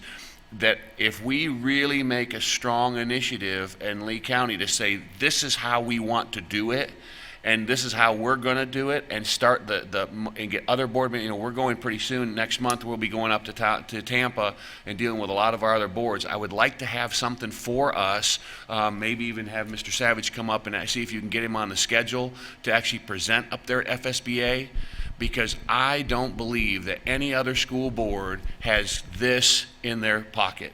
And we used to, back in the day, I'm speaking not quite the dinosaurs, but back in my last time, on this ride, it was normal that we had 3 or 4 speakers from Lee County giving presentations at the FSBA, and we set the trend in the state. We dictated the direction of education in Florida. We kind of drifted away from that, but our talent hasn't left us. It's the same people here. We just got to get them out of the stalls and get them, back into the ring. And I think this is a very good place, because nobody knows what to do with this data, and I think this is at least a good direction for at least people to say that we could actually, if we're going to use this data, how can we use it with a dashboard that's meaningful at all levels, both at the top at 50,000 feet for us, and all the way drilling down for the parents and the teachers and the school-based people. So thank you for what you did, and I think we really got to go more than this than just listening to them and saying thank you. So. And I am looking forward to seeing your school improvement plan. Mrs. Fisher. Thank you. Well, I'm not going to be redundant, so I want to say, Ken, first of all, thank you for recognizing Bo's talent and for encouraging him and empowering him. I think that's really part of what needs to happen for teachers. We listened at our recent legislative presentations to our college presidents telling us about how they are paring down their College of Education programs because there's not that much interest. And that's what you really aptly described. This data, I can see this clearly, and I know that's what we've been looking for, is how we see those learning gains. So thank you, and then I really would like you to report to my house later so you can help me with my finances. But I also, I see something else when I see this with your level 1s and 2s, this amazing amount of growth.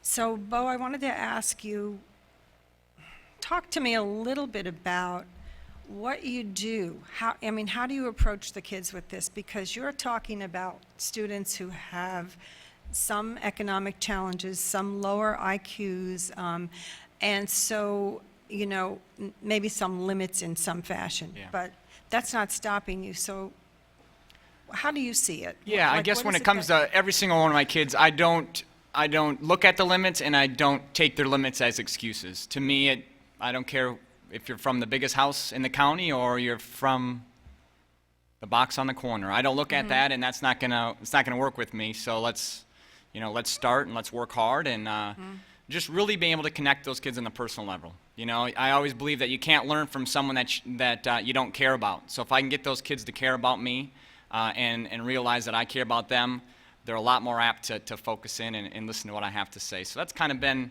one of the many things that I try to do, and it seems to work. And I had a feeling that was what you were going to say. So it boils down to what I heard this afternoon at the foundation with some of the students. It's all about the relationships. So thank you very much for what you do. And we are working on making things better for our teachers. Thank you. I appreciate it. So Ken, thank you for making the argument I've been trying to make since I got on the board. And I am really, really sorry that the people who stand up here and yell at the board about doing assessments and it being a waste of student time and a waste of staff time. I am sorry they couldn't see that, because you're taking something that is really meaningful and you are doing powerful stuff with it. So I really am sorry those people aren't sitting here listening to what you have to say. I do know that there are school districts that have decided to use their own metrics for reporting on their websites. And I think that we are getting very close to being able to do that. We may be obligated by the state to put certain information up, but that doesn't prohibit us from having our own metrics for success in the classroom, in the schools, and in the district. And so that's what I'm really excited about. Bo, you have shown us why some schools are successful with certain populations of students and some aren't. There are no excuses. Teachers are successful working with the same students you work with because they have your passion and they have your concern figuring out what it is that will help these kids and making it work. I mean, I love that you say, bottom line, there are no excuses. You know your kids, and your expectations are limitless, and their response to that is extraordinary. So thank you both. This has been an awesome presentation. Absolutely. Thank you. Okay, thank you all very much. And like I said, I'm going to encourage you to continue to provide leadership in our district. That's why we've had these meetings and discussions with TALC, and we talk about bringing back the professionalism in the profession of teaching, because I think we can learn a lot from our teachers that are in the classrooms every single day, as demonstrated just now. All right, at this juncture, what I'd like to do is turn it over to Sue Zellers and East Lee County High School. Good afternoon, everyone, and thank you for having us. First of all, I want to explain why I look like this. We're having Avid College Week this week, and today is wear something from a college that you might have attended not in Florida. So I'm representing Illinois State today. And I have with me two of my leadership team members. I have Miss Deidre Hall to my immediate right, and then I have Miss Vivian Gutierrez with me. And they're going to assist in walking through our goals. First of all, let me set the stage for East Lee County. As I took over at East Lee County this summer, I had the opportunity to hire 26 teachers. And 5 of them are brand new teachers. And part of my admin team is new to the school. So we had a lot of issues about trust and engagement. And so we decided that that would be a good place to start with one of our goals this year. And we're looking at engagement. Engagement for our teachers, trusting each other, working together, learning how to be a strong team, and also engagement for our kids. How does that translate to the classroom? We know a lot about engagement. Research has told us a lot about what good engagement looks like and what it can do for student achievement. So that's where this goal came from. Another goal you're going to hear about today is our goal around standards tracking. We have the opportunity to have on staff someone who has used CASEL from the beginning, who understands it very, very well, and who's going to assist us in rolling it out to our team this year. We're on the very front end of doing that, but by the end of the year, we're going to be masterful in tracking our standards and helping our kids be successful by concentrating and focusing on what they need to work on. The other goal that you're going to hear about is one that is going to be finalized on Friday. And as we looked at our data, as it came back from the state, we saw some areas for improvement. And one of the ones we talked about quite often is Biology 1 and the EOC. We looked at the data sets that we had, and we realized that the only place that we would have comparable data is in biology, because that's still next generation standards testing. So we talked with the biology team. They're interested in showing what they can do because they don't believe that the test scores that we got back this summer are reflective of what the kids actually know. And they want the opportunity to really go to work on those standards and that particular assessment. So that is our other academic goal this year. And I'm going to turn this over to Mrs. Hall, and she's going to speak about engagement. Good afternoon. Again, I am Deidre Hall, and I'm one of the assistant principals in the Student Affairs Office at East Lee County High School. I am excited to be here before you this afternoon to discuss the first goal for the 15-16 School Improvement Plan, which is working to increase engagement in both teachers and students. As indicated, our teachers and our students are focusing on increasing engagement with the primary goal of increasing student achievement. How are we going to do that? By celebrating some of the successes, both large and small. With the PBS support this year, we are implementing our quarterly recognition programs where we are focusing on students who have exhibited excellent behavior, zero discipline issues, and obviously the A and B honor roll. With regards to our teachers and building engagement, at the beginning of each faculty meeting, one of the things that we are doing new this year is to allow us an opportunity to recognize those teachers who have done outstanding things, again, both large and small, on a day-to-day basis, whether it be finishing a college course, whether it be seeing improvements within an academic course, just making sure that the teachers feel supported and know that we are behind them 100%. Also, we are going to encourage student curiosity within the classroom, focusing on originality and building those meaningful relationships that we have heard from the previous two schools. How are we going to focus doing that? By making sure that all of our teachers are trained in Kagan, AVID, and the Choosing Excellence best practices. As Ms. Zellers indicated, we have a large percentage of new teachers this year, so it is our goal to make sure that each of those teachers do have the opportunity to be exposed to the various best practices within Kagan, Choosing Excellence, and AVID. The goal for this year is to increase, with the help of the Gallup poll, our increase of the teacher engagement from 3.8 to 4.0, with 5.0 being the maximum possible. How are we going to do that? Fostering East Lee County Way engagement by administering the Trust in Our Team survey. It's important for us to know where we currently are and where we want to end. We will use that data that's collected to get a feel of what the current climate is and where we need to go to increase and show support, and how we are going to work for improving engagement in all areas. We're going to solicit the feedback from the staff in order to gain that buy-in, which of course will be key.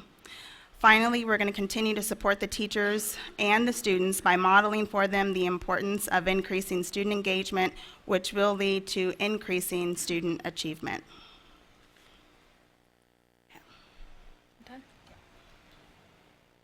Hi, I'm Vivian Gutierrez. I'm also an assistant principal in the Student Affairs Office at East Lee County High School. Thank you for giving us a chance here, a few minutes, to share a little bit about how East Lee County is going to continue to move forward during this school year. I'm going to share with you about Goal 2, which is the standards tracking. At East Lee County, we are just in the process of rolling out CASEL, as Ms. Zellers indicated. And our goal focuses on the training and use of CASEL, again, specifically the standards tracking component. Our plans are to document this training and then solicit feedback from the teachers. We will accomplish this by utilizing the SurveyMonkey once each quarter. Our CASEL champions are tasked with providing training, with the goal being 85% of teachers will be using CASEL for progress monitoring and decision making. Using the information we obtained through the SurveyMonkey, dialogue will be initiated with SIP goal teams and within PLCs throughout the building to focus on our progress toward mastery of the standards.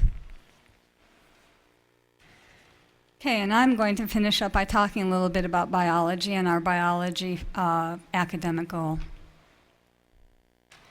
It's under construction, as I mentioned. We're going to finalize it hopefully on Friday. We've been having some dialogue, and we will continue to do that, about the data and where we actually want to go with our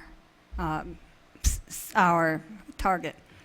Our goal right now, as it's being considered, says that Eastleigh will increase the percent of students attaining a level 3 or higher on the bio EOC by 21%. And then in parentheses I have, or 10%. That's because we looked at it two ways. We looked at the entire district to see what their average score was, and then we also looked at the East Zone high schools. And if we want to measure ourselves and do better than the average across Lee County, we want to go to 55%. If we want to try to mathematically better our East Lee County colleagues, we will go to 44%. And that is where the conversation is with the biology team right now. I want them to set the highest, most arduous goal that they can and go for it with everything they've got. They are a little apprehensive. Some of them are new. The team is new. We're still building some of those relationships, but we'll see where they go when we talk on Friday. We have our PLC on Friday, and it'll be a very, very interesting and rich conversation about setting this goal, because I think they can do it. And some of the veterans have said that they can do this. No problem. So we'll see where we get, and that will be added and uploaded to our SIP. So that's why, I just wanted to explain why it looked like that. Mm-hmm. Any questions? Board members, comments, questions? No? Well, I would just like to say that I love to see a stretch goal. I've been concerned that we accept continuous improvement when we're falling short of a mark we really need to set for our kids. And nothing ventured, nothing gained, no risk, nothing learned. So go for it. I think that's, I love to see a stretch goal, and I know you'll learn a lot from it. It'll be great for your staff and for your kids, so thanks. Just Dragons. a couple things along those lines. I mean, in terms of stretch goals, our last principals meeting, and Sue can attest to this, when I was talking about setting an academic goal, I also encouraged the stretch goal. And I made a point to provide flexibility to our school development team in terms of the actual evaluation of the school principal. I wanted the focus to be, put the goal out there, quit worrying about your evaluation, because I'm giving school development, the flexibility to evaluate you accordingly in terms of the way they feel about your performance. I'd rather see a stretch goal where somebody really goes for it and maybe doesn't quite attain it than to put out a goal that they know they can attain just for the sake of the evaluation. So we're done thinking of that way, and so we gave the school development team flexibility in their evaluation to accommodate for that, to give principals a little bit more of a comfort level with, it's better off to make that stretch rather than to settle for a really an incremental goal that really isn't that significant. So secondly, these goals about engagement I think are very important. We did do that Gallup survey at the end of the year last year, so what teams are doing is they're taking the data from that, breaking it down and saying, all right, what type of professional development, what type of activities do we need to do to increase engagement? Because some of the research that we looked at is that school districts that actually increase their engagement, they increase the level of, they reduce absenteeism, they increase presentism in terms of actual engagement that occurs in the workplace, and the student achievement data improves as a result. Now, I'm not sure if we're going to go down the Gallup path again for the following year. We're still looking at that, but the whole concept of engagement is something that we want to continue to follow. So I'm glad to see, and if you look at the Q12 from the first presentation, you can see things that they've done that directly relate to the Q12. So great job. Yes, thank you very much. And I just thank, oh, I'm sorry, I just thought of something. I just thank you that you as a school are trying very hard and very diligently to make sure that all of those collaborative teaching strategies are being used. It was interesting because I was listening to some high schoolers today at the Leadership Summit, and many of them, I said, okay, they were saying they never get to see everything. Everything is just teacher-directed and focused.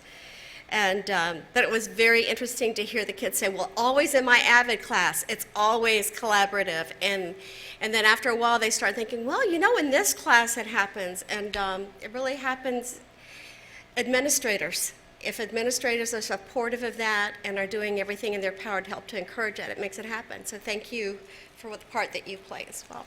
And I need to share one more thing about these two lovely ladies.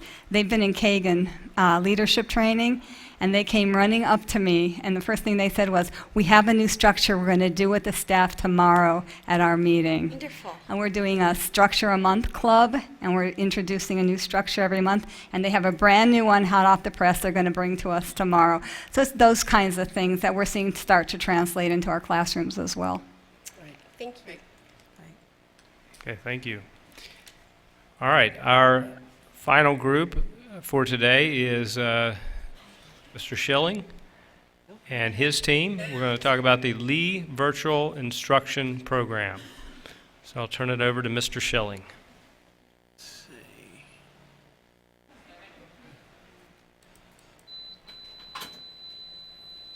Good afternoon, Dr. Atkins, school board members. Thank you for allowing us privileges. I am joined by the wonderful Ms. Angela Bro and Mr. Joe Patura. Angela is our school counselor. Mr. Patura is my assistant principal, and we are pretty much the admin team for what you're going to see here. We have a lot of teachers out there, but they're busily grading as we approach a break. So hold on one second. So I opened everybody. Oh, no, there's mine.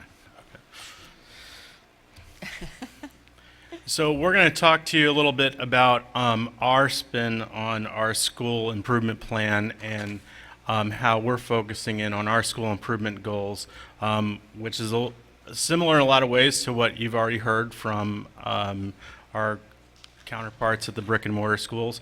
But we're the only K through 12 public school in Lee County, so we have some additional challenges. For us, engagement, we have to get the students working by proxy, and then on top of that, what we've done is come up with ways to bring them in as well to increase engagement. So these are our goals.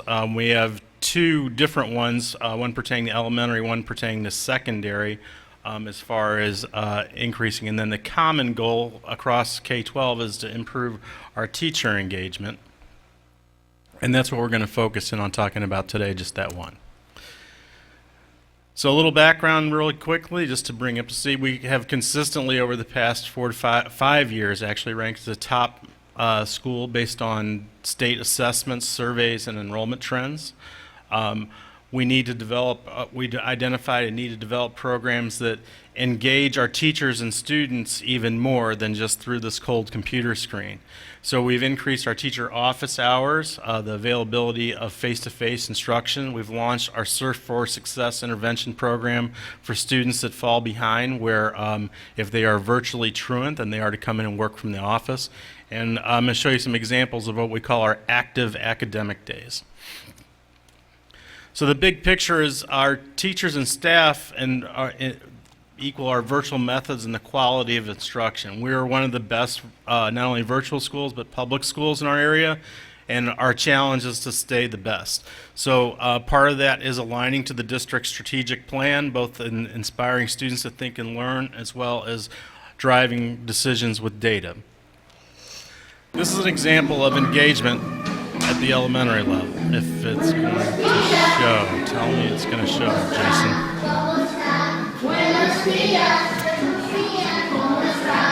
Okay, so of all people, I should know this. Considering a few years ago I was over in another room. That video would play on here if we weren't putting it up on the projector, but this is a still shot from one of our other academic days. That's our team leader, Monica Downey, sitting there with some students in a room down the hallway that we have where we bring students in at the elementary level every Thursday. High school students come in every Tuesday and middle school students on Wednesday. At one point, some of you may remember we used to have them come in to the TV studio in the room across the hall. Things have gotten so big that if you'd want to come down on one of those days and see, we pretty well packed the hall to get them into our one-room schoolhouse that we have. And I just want to talk very quickly about our next steps from here. Data collection, how we look at what engagement with teachers is supposed to be in a virtual environment is changing, because really, from an educational definition, we are not a pure virtual school, meaning pure virtual education is where a teacher and student are separated by space and/or time. We are technically a hybrid cyber school, which is just a really creepy sounding thing, so we're just going to stay with virtual for now. So our staffing, there's no class size limits in virtual school, and we kind of had this Superman thing, we can do anything, and have taken on any and all students that apply and can do the work in virtual school, but we found that there are limits to how much a teacher can handle, how much a teacher at the elementary can accomplish when they have 2 and 3 grade levels.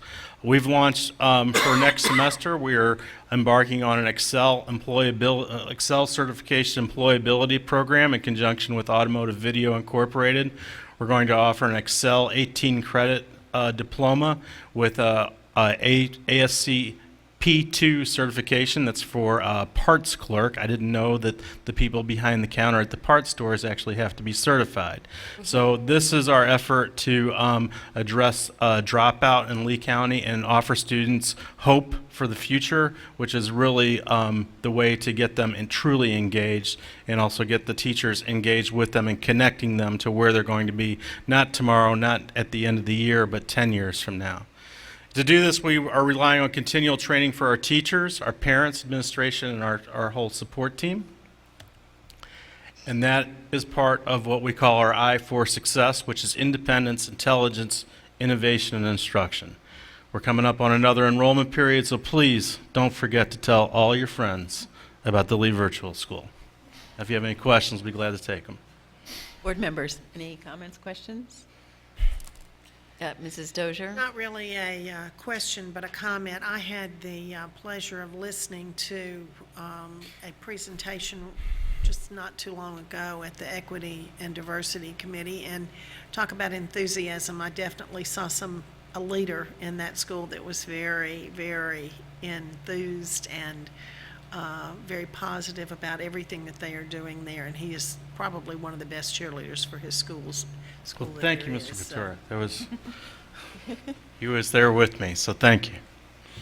Mrs. Fisher? Yeah, I recently talked to a couple of virtual school students, and I think they liked that hybrid cyber school thing, you know, that kind of, it doesn't sound too creepy to them.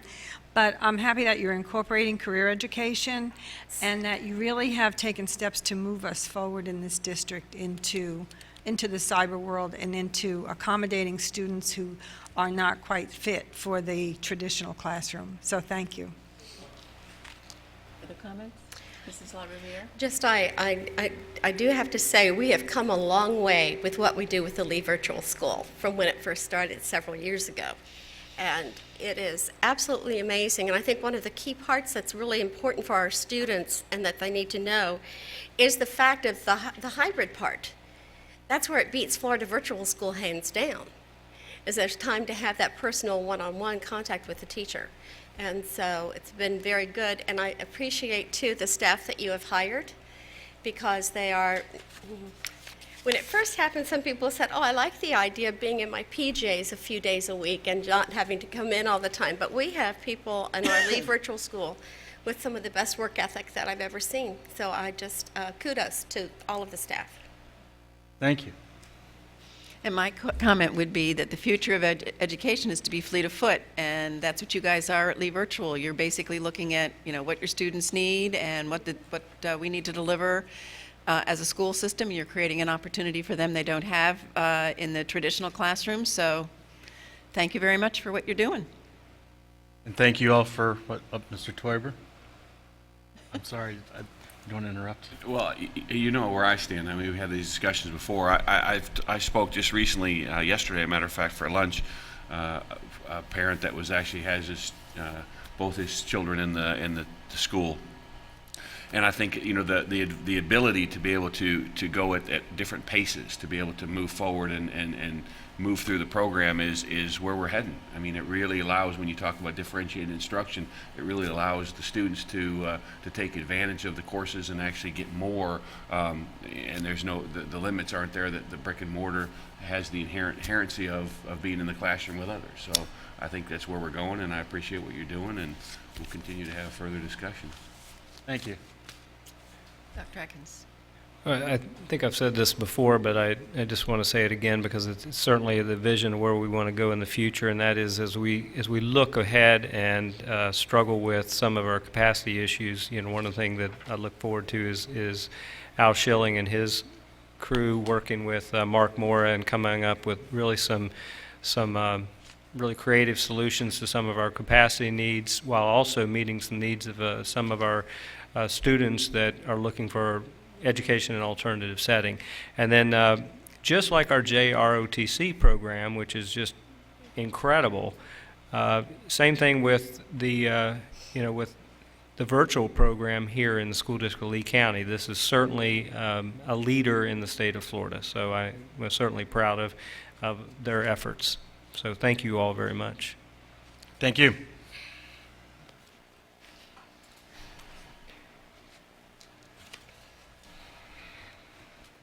And I guess just really to wrap up, as they're leaving, I do want to thank every single one of the participants today, the schools that came down with their teams. Again, they were absolutely the pioneer group that came down. They didn't know really what to expect. We didn't quite know what to expect, but I think that we were all pleasantly surprised. I know I certainly was. This is really what I wanted to see, which is school staffs and leadership teams engaging with the board and giving you an update in terms of where they are with their school improvement plans and the district strategic plan. So thank you for indulging us today. Thank Oh, you. and we do have certificates for you all, so don't leave until we're done, and then we will give you, because I think you certainly deserve at least that for being first, so thank you. Okay, so we're ready for board member discussion comments. Anybody care to start? Okay, Mr. Teuber. Thank you, Madam Chair. And I want to thank Dr. Atkins. You had talked about, getting the focus back to the schools and getting getting our strategic plan, pushed all the way down to the classroom. And I appreciate you jumping on it so quickly. And that means you have to take a couple and kind of shove them to the front. So I appreciate for the ones that took the initiative and did that. And you guys did a fantastic job. So the only thing I really want to talk about today is on school board, on the school LLL, we're getting a lot of talk about where we're going with this, and I've been talking with Mr. Kiker from the county commission, because they have some properties that is a potential that could give us some help.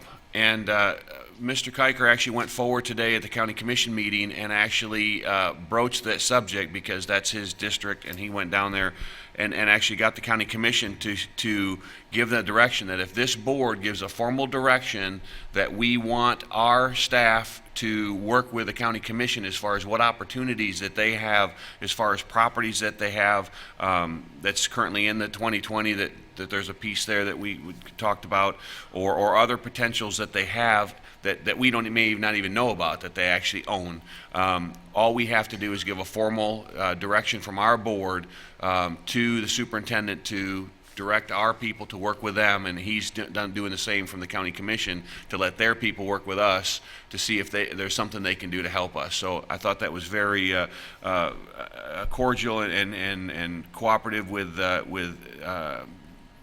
Pendergrass and Mr. Kiker and all the county commissioners, but Mr. Kiker is the one who brought it forward this morning at their meeting, and now the ball's in our court. So if the board is so inclined and gives consensus, I'd like to have that formal letter drafted that we could actually give to Dr. Atkins to start working with Mr. Desjardins with his staff and see what they can do to actually help us move this thing forward in a timely manner. I guess my question would be, do we need a letter? They're already doing it.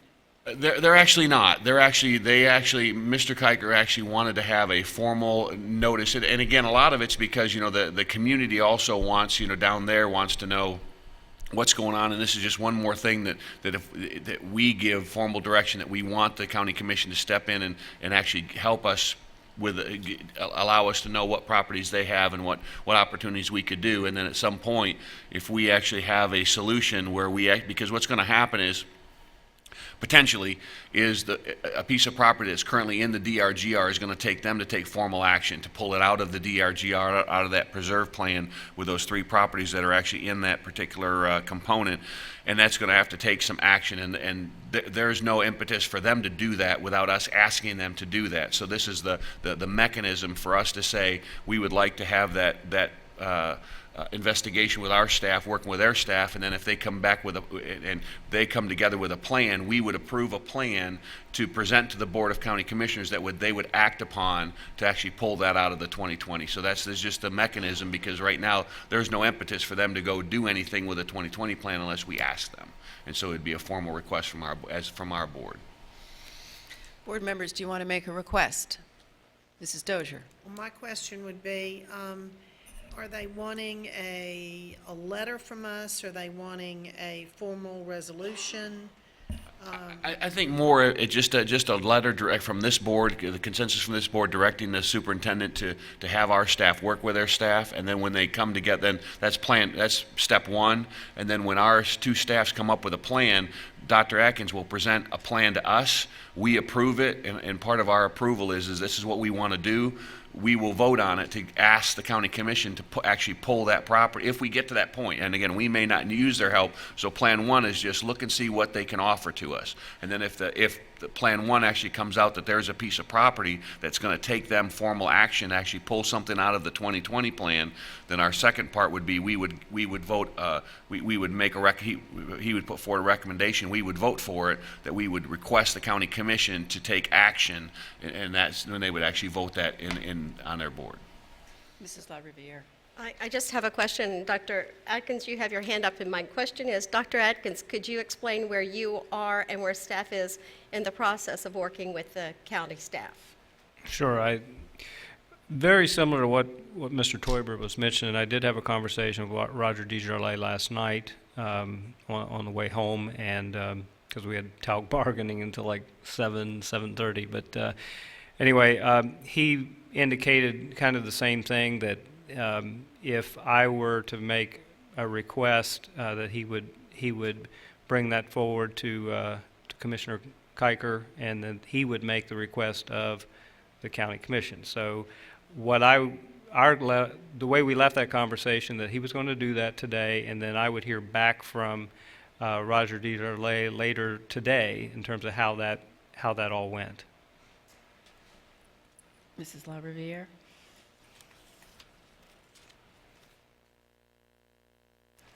Well, I would feel maybe instead of our going ahead and saying we're writing a letter, but we go ahead and give Dr. Atkins the go-ahead to work with the county commissioner, and that we will provide whatever the county commission requests of us. I think it's a matter of you would work with Mr. Desjardins, and then you would bring back a recommendation to the board if one was required. Right. And that would be my preference, rather than to give you instruction now, to let you come back to us and make a recommendation to us. Okay.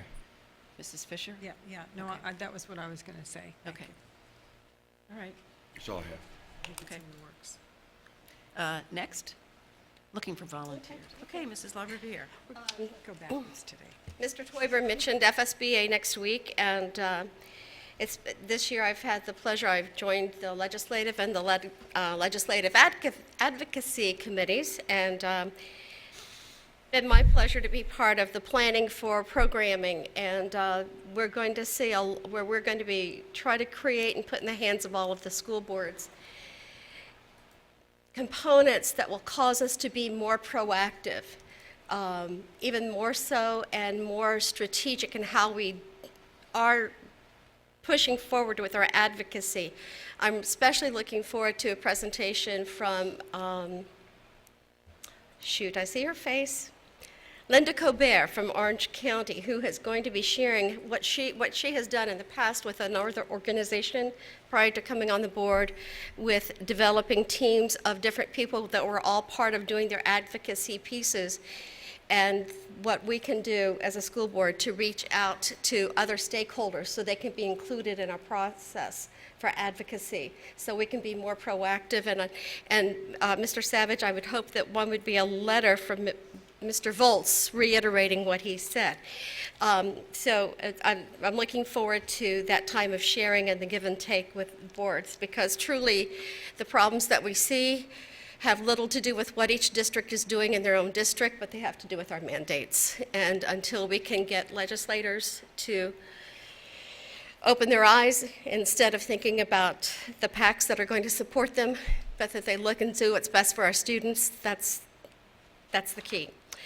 Last night we had a great meeting with Curriculum Advisory. There was a presentation by Nick from Veterans Park Academy of the Arts, their math coach, and by Leslie from Gulf Elementary, kindergarten teacher, and I can't remember Leslie's last name. Cal.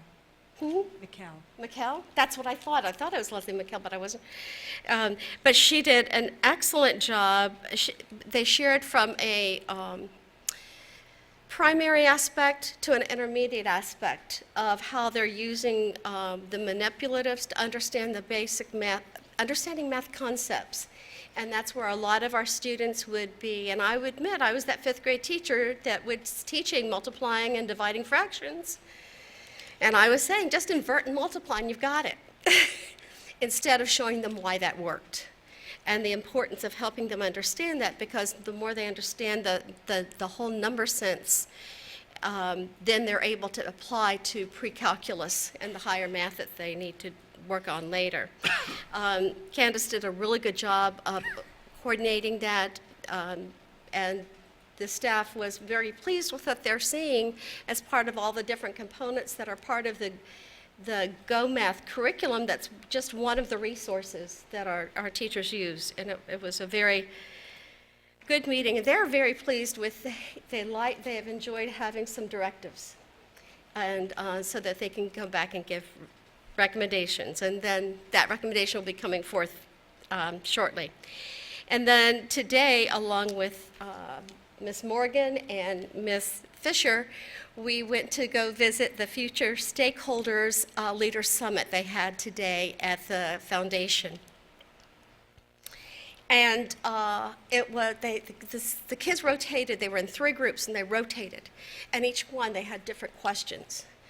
I would love to have those questions and go back and do some more conversations with some other students, because they were having the most positive discussions about what they needed to see happen and change in the schools, in the community. This is not going back to just how we handle things in our classrooms, but also what we need to do within Lee County and where the needs are. They were very articulate. They listened respectfully to each other. And it was very evident it was very diverse, the students that were there.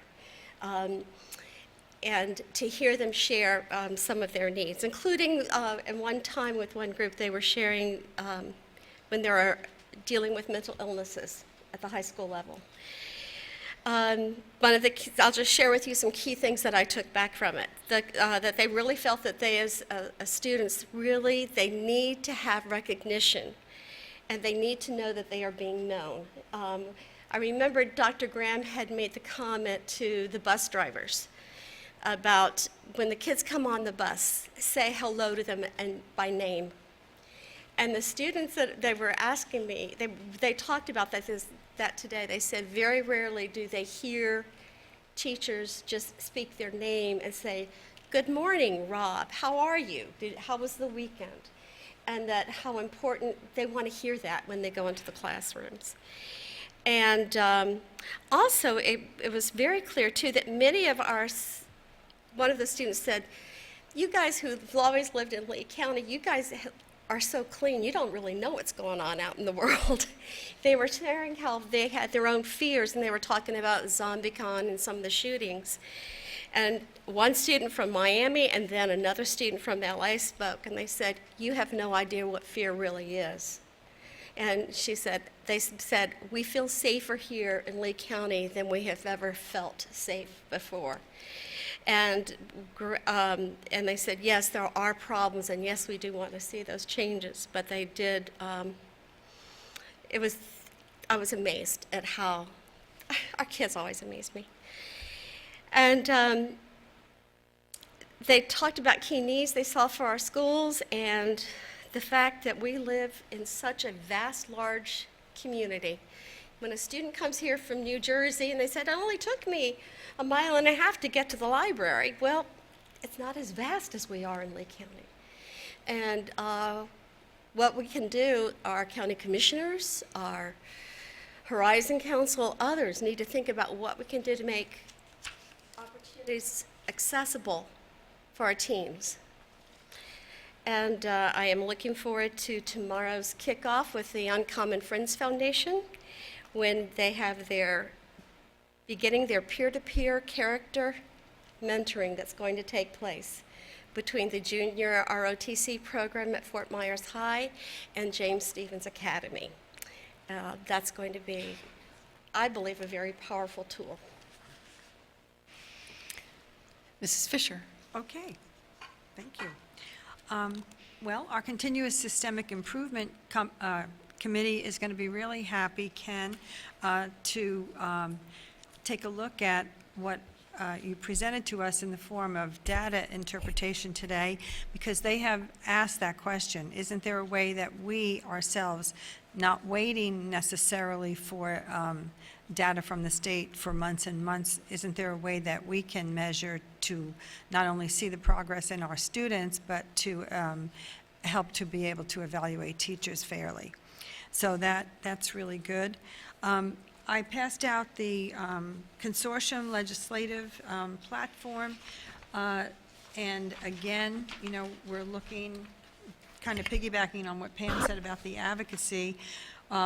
Their priority goals of our consortium, which encompasses South Florida and represents 42% of the students, 55% of the tax base, and 51% of the legislative members, looking at constitutional authority to allow us to do what we can do.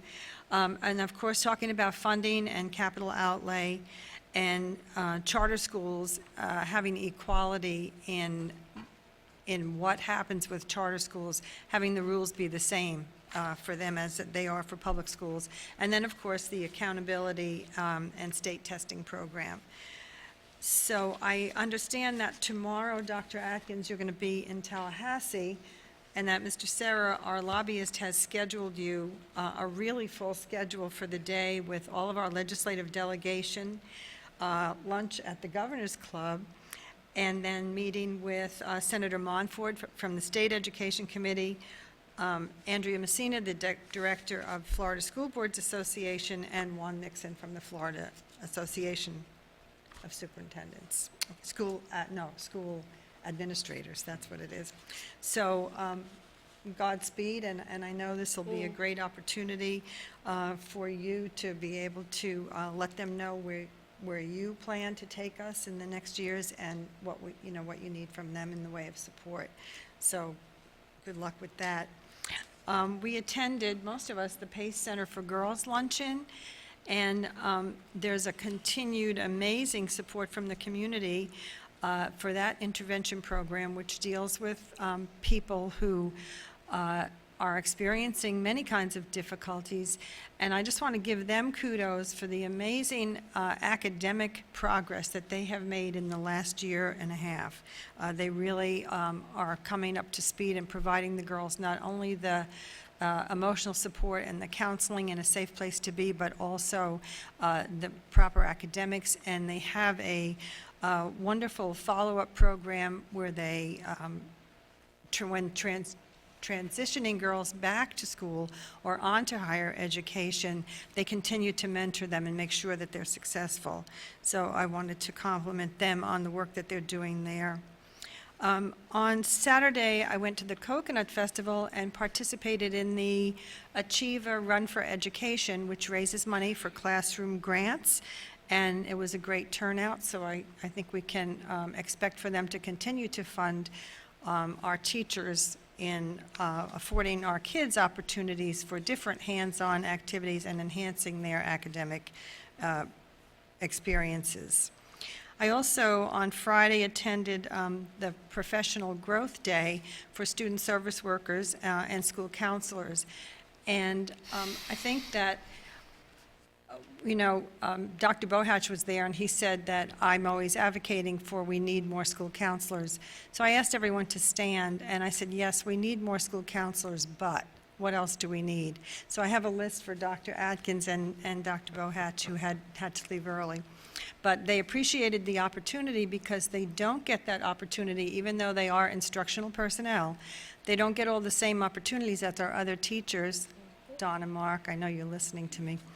And yet they're under the same constraints. So they don't get professional development before the school begins because they're busy preparing schedules, et cetera. And so this is an opportunity for them annually not only to get an update on resources and to network and share best practices, but also to get their in-service points. So yesterday, I was invited to go to ALC in Lamp, and it turned out that it was going to be a field trip to Fort Myers Technical College. And the leaders over there, and Dr. Atkins graciously came with me, and so we had an opportunity to talk with the kids who were in those two special programs also, and they're having a partnership where they're going to be able to dual enroll and access programs at the Fort Myers Technical College with the promise of getting certificates, and I know, Melissa, you know how important that is to many kids, and be able then, especially those who are young parents, to enter the workforce with a certificate and make a decent salary to support their families. And I also stayed this afternoon for the wrap-up of the Future Makers Summit, Youth Summit, and that is high school students and some college students from all grade levels and backgrounds came together to discuss and express their thoughts about the challenges that they face daily in their schools and communities. And what came out of that was the need for adult mentors in their lives, the stresses of high schools, including the impact of mental illness on them and many of their friends, wanting to have relationships with teachers who care about them, and wanting to help the teachers understand what their needs are. And a lot of them said that they have these ideas and these feelings, but they don't feel empowered to express them. So we were encouraging them today to go ahead and use their voices, and in fact, they were encouraging one another because they are so articulate. They identify problems and they know what they need to solve them. So we really need to be listening more to the kids. They also talked about the stress of preparing and paying for college. They did feel that they were safe in their communities and that the people in communities are there for each other and come together in times of need. And I think that is very true. And I guess that's it. And I will continue to listen to the kids. Thank you. That's right. Stozier. Thank you.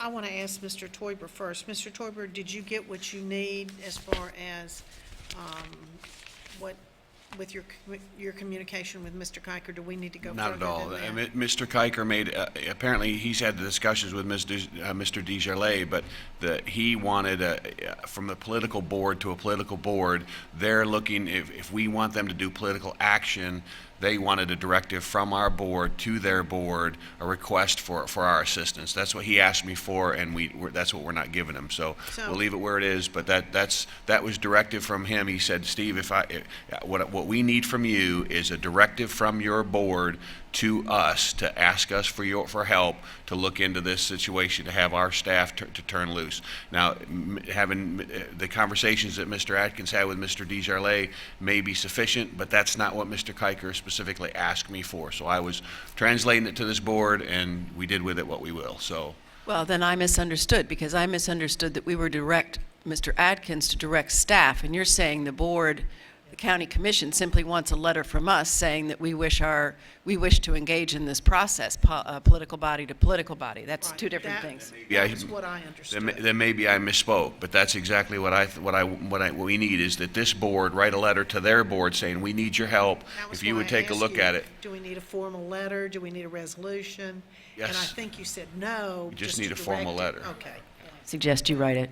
Well, then I suggest that we do that, and then everybody's signature is on it, and they can just be imposed on it. But that's what I would say we need to do. I can because, work with Dr. Atkins, Mr. Martin, and get something for everybody's signature. I mean, if we've got a political body that's willing to work with us, I think for us to not show our willingness and thankfulness for them to work with us on our time of need, shame on us. So Thank you, Ms. Dodge. I thank you for talking to Mr. Kiker. But our conversation got stopped before I was able to say that. I want to say that Dr. Atkins, I know, his calendar is so full. His calendar is morning, noon, and night, and I have not had one conversation with him where he has not immediately stepped up to do whatever needed to be done. From meeting with individual parents, meeting with staff members, or whatever. And, like today, I was apologizing about a particular email that I sent to him because it was just, I said, I want to keep you in the loop, and I know how busy you are, but I think it's important that we have this communication. But I want to publicly thank you for all of your willingness to do everything that you're doing, because you definitely are just like a shining star in this district. And I'm hearing that more and more when I go out, and I felt like I needed to say that publicly. Thank you.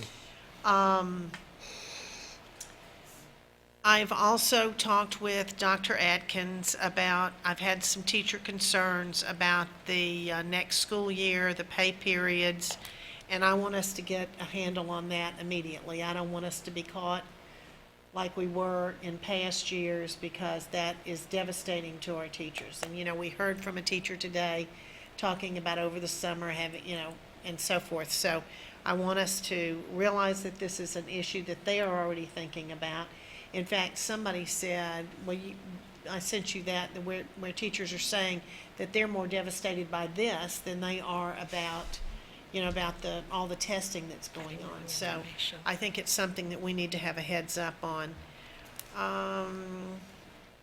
Also, I've had some teachers that have voiced their opinion on concerns about the new lesson plan format and all the drop-down menus. It's not as user-friendly as it used to be. And, one of the things that we always try to do is, because teachers are so busy in the classrooms, and we want them to do everything that they can possibly do to make those students achieve. And we are, this is one more thing that we've given them to do. It's something new.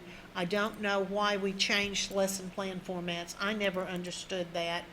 When it seems almost like, and I had an older teacher tell me this. She said, it almost appears like y'all are doing things to run us old teachers off. Well, I'm going to tell you, if that's somebody's intention, it's certainly not my intention, because I'm going to tell you, some of these older teachers are the ones that can model. They've got great lessons in their classrooms. You can look at their students' achievement, and I assured this teacher that was not at all what is going on. But and I don't know, I think we're also in November. It's a time of stress during this time of year, but I don't know. I have not looked at that lesson plan format, but evidently I've heard from several teachers that it's not very user-friendly. And I'm hearing from teachers that said they used to take, like an hour to do their week's lesson plans. Then it's now, because of all the drop-down menus and having to go from here to there, and you can't copy and paste, you have to retype, and that it's literally taking them 2 to 3 hours to do their lesson plans. I think that's ridiculous. I really do, especially when you've got a seasoned teacher that knows what she's teaching a particular unit. For her to have to sit 2 to 3 hours, that's 2 to 3 hours she could be looking for creative things to use in her classroom. So, I mean, I don't know if you've heard about that or you're aware of it, but I see Mrs. Fisher shaking her head that she's heard about it. And, I mean, it's, I want you to be aware of it, and we need to get a handle on that. Ask a question about it, and maybe I can tell you that what I am aware of is that we have, I believe, 3 formats out there right now. We have on-course, correct? And schools have the opportunity to continue on with on-course if they elected to do so, and I believe a lot of schools are paying and doing that, and that's been kind of the standard across the district.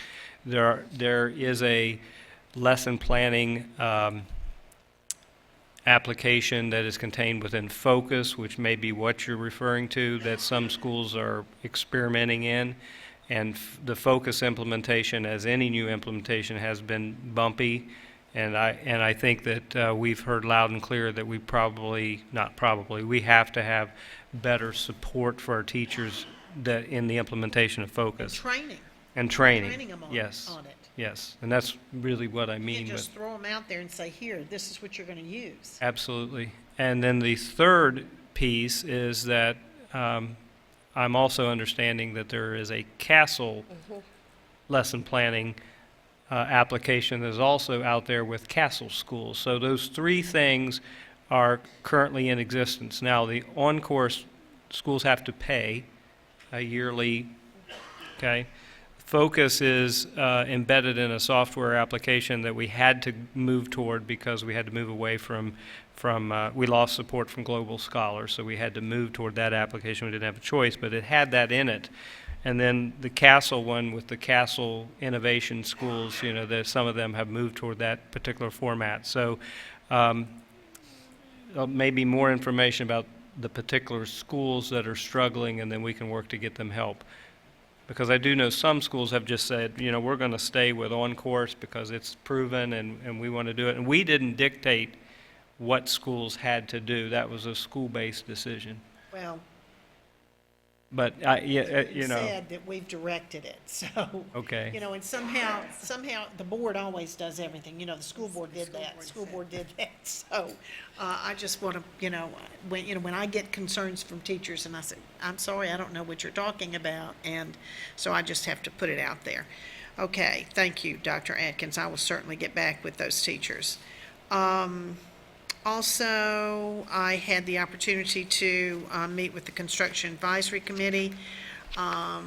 They are looking at our current models that we use for footprints for building schools, and I think that you're going to see some new and improved footprints that they're going to bring forward for us to approve of.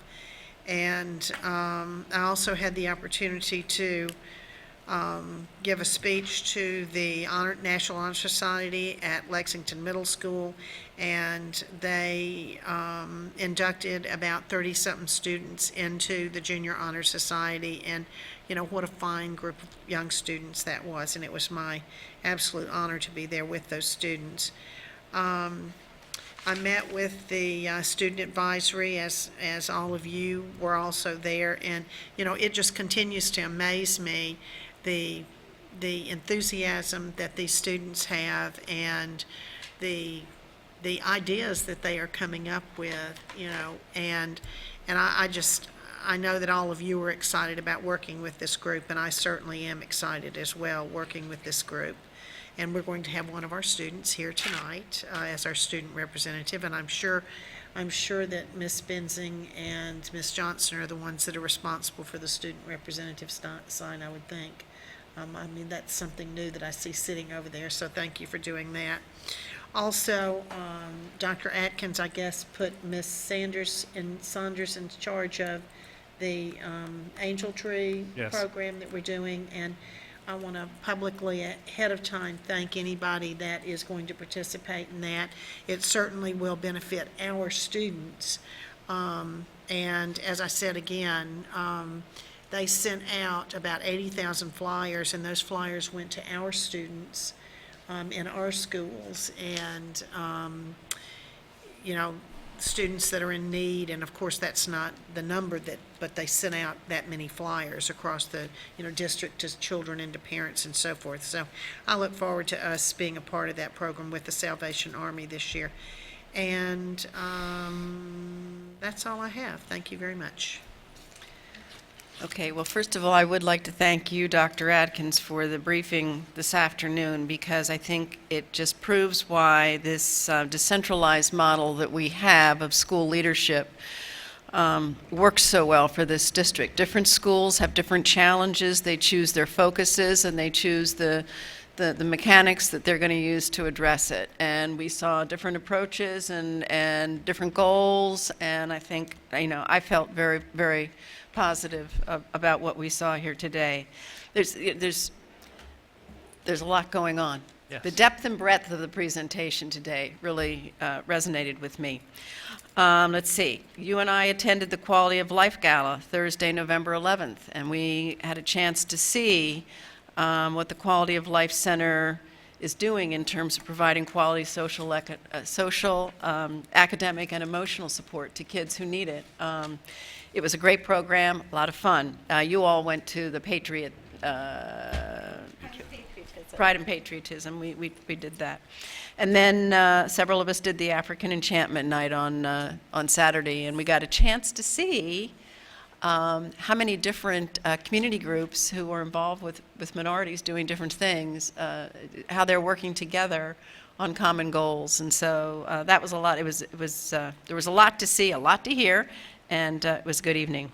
During the week, I met with representatives from Quail West, Worthington, and Hunters Ridge. Those are communities that have been concerned about one of the proposed sites for high school LLL. We had great conversations. I attended the Character Ed Design Award presentation to Hunter Bates at Estero High, because we're now going to be doing them in the schools rather than here. And I think it was great for the kids in the classroom to see their classmate get this award, and also know that the entire class was going to get a reward for his work. So that was fun. I attended, Mr. Mohammed of Quality Life Center has been heading up something called Pennies for Progress, and they had their 4th meeting on Saturday, and I attended. There are several staff from the district who attended. We were all attending as individuals, not as representatives of the school district. But, you know, I think at some point we may want to talk as a board about whether or not, you know, we should have a district rep sitting in that group, and whether we should, you know, whether a board member should be sitting in that group. So I think we need to have that conversation. I also attended the Foundation Student Summit this afternoon, or this morning, and my takeaway was, you know, we have a lot of people who come here and tell us what needs to be done and how to do it. And the kids had to put up on Post-its, what are your impediments, and what support do you need to manage your change, and how are you going to get it? And not one of them said something about somebody else. It was all about themselves. And so my takeaway was, I have this little thing in my office. It's a saying of Gandhi's: be the change you wish to see in the world. And the change begins with oneself. And it was just a very powerful summit this afternoon. And then I did raise earlier the question that I would like to see come back. And I think it's focus area 4, that student support services. Is that focus area 4? No, 3? No. Is that student services 5. support? Is it 5? 5. All right, I'll get these down yet. I know it's a focus area, though. And I would like to hear more about the restorative justice and where we are on that. Because I think it's time. We've been talking about that for a couple of years, and we had a call to action Yes. in the spring. And so I would just ask that when we come back to Focus Area 5, that someone be prepared to talk to us about that. And that being said, thank you for allowing me to serve as your board chair this year. We conducted workshops to help us demonstrate our commitment to meeting advanced ed required actions of the board. We were unable to reach consensus on capital funding, something I hope we will revisit this year. And that concludes my comments. Mr. Martin. None this afternoon, thank you. Dr. Atkins. Just a couple real quick ones. First of all, I just wanted to quickly mention that we are in the process of expanding our teaching academies. And Dr. Spiro, please correct me if I'm incorrect in what I'm about to say, but East Lee County High School in the East Zone? Riverdale, thank you. See, that's why he's here. South High School, and then, of course, we have Ida S. Baker in the West. Thank you. Thank you. So anyway, the neat thing about that is it's kind of a dream of ours to see that expanding to each one of those zones. And so that is actually happening, and I appreciate Dr. Spiro and some of our high school principals stepping up to plate, taking on that challenge. In addition to that, I did kind of throw a challenge over to Marshall Bauer's direction regarding the teaching academy, or the Academy of Teachers, the Golden Apple Teachers, that came up with the Golden Future Scholarship, which is for a teacher. And of course, he's already ahead of me, and they're already talking about expanding that program. So I thought, wouldn't it be neat, because we take the top graduates out of those teaching academies, we give them contingency contracts to come back and teach in the district. It would be really cool to pair that with a scholarship. So that is something that we're all kind of working on. And every time that we meet with somebody, like I typically have Mr. Mora with me, and we're always trying to leverage those community partnerships. When we did meet with Coach Webb of FGCU, I mean, that's one of the things we talked about, was trying to develop community-based scholarships to get kids into FGCU and FSW to teach, come back and teach in the school district of Lee County. So really working a lot along that vein. Quail West, we also had a meeting with Quail West. That was Don Huff, Mark Mora, myself, Mr. Martin, and Reggie Snell, thank you. And that was a very, very productive meeting, and they were very, very supportive of us. So I look forward to working with them moving forward. And as Ms. Fisher mentioned, I will be leaving actually tonight, headed up toward Tallahassee, driving as far as, when I get tired, I'll pull off the road, and then make it the rest of the way, meet Mr. Sayre at 9 o'clock in the morning, and then we have a full day, and then I'll make it back here the next day, because we have business on Thursday to attend to. So looking forward to that, although it'll be a lengthy car ride. So that's all for my comments. I'll save the rest of it for this evening. Okay, thank you. Anything for good of the order? Okay, this meeting is adjourned. Thank you.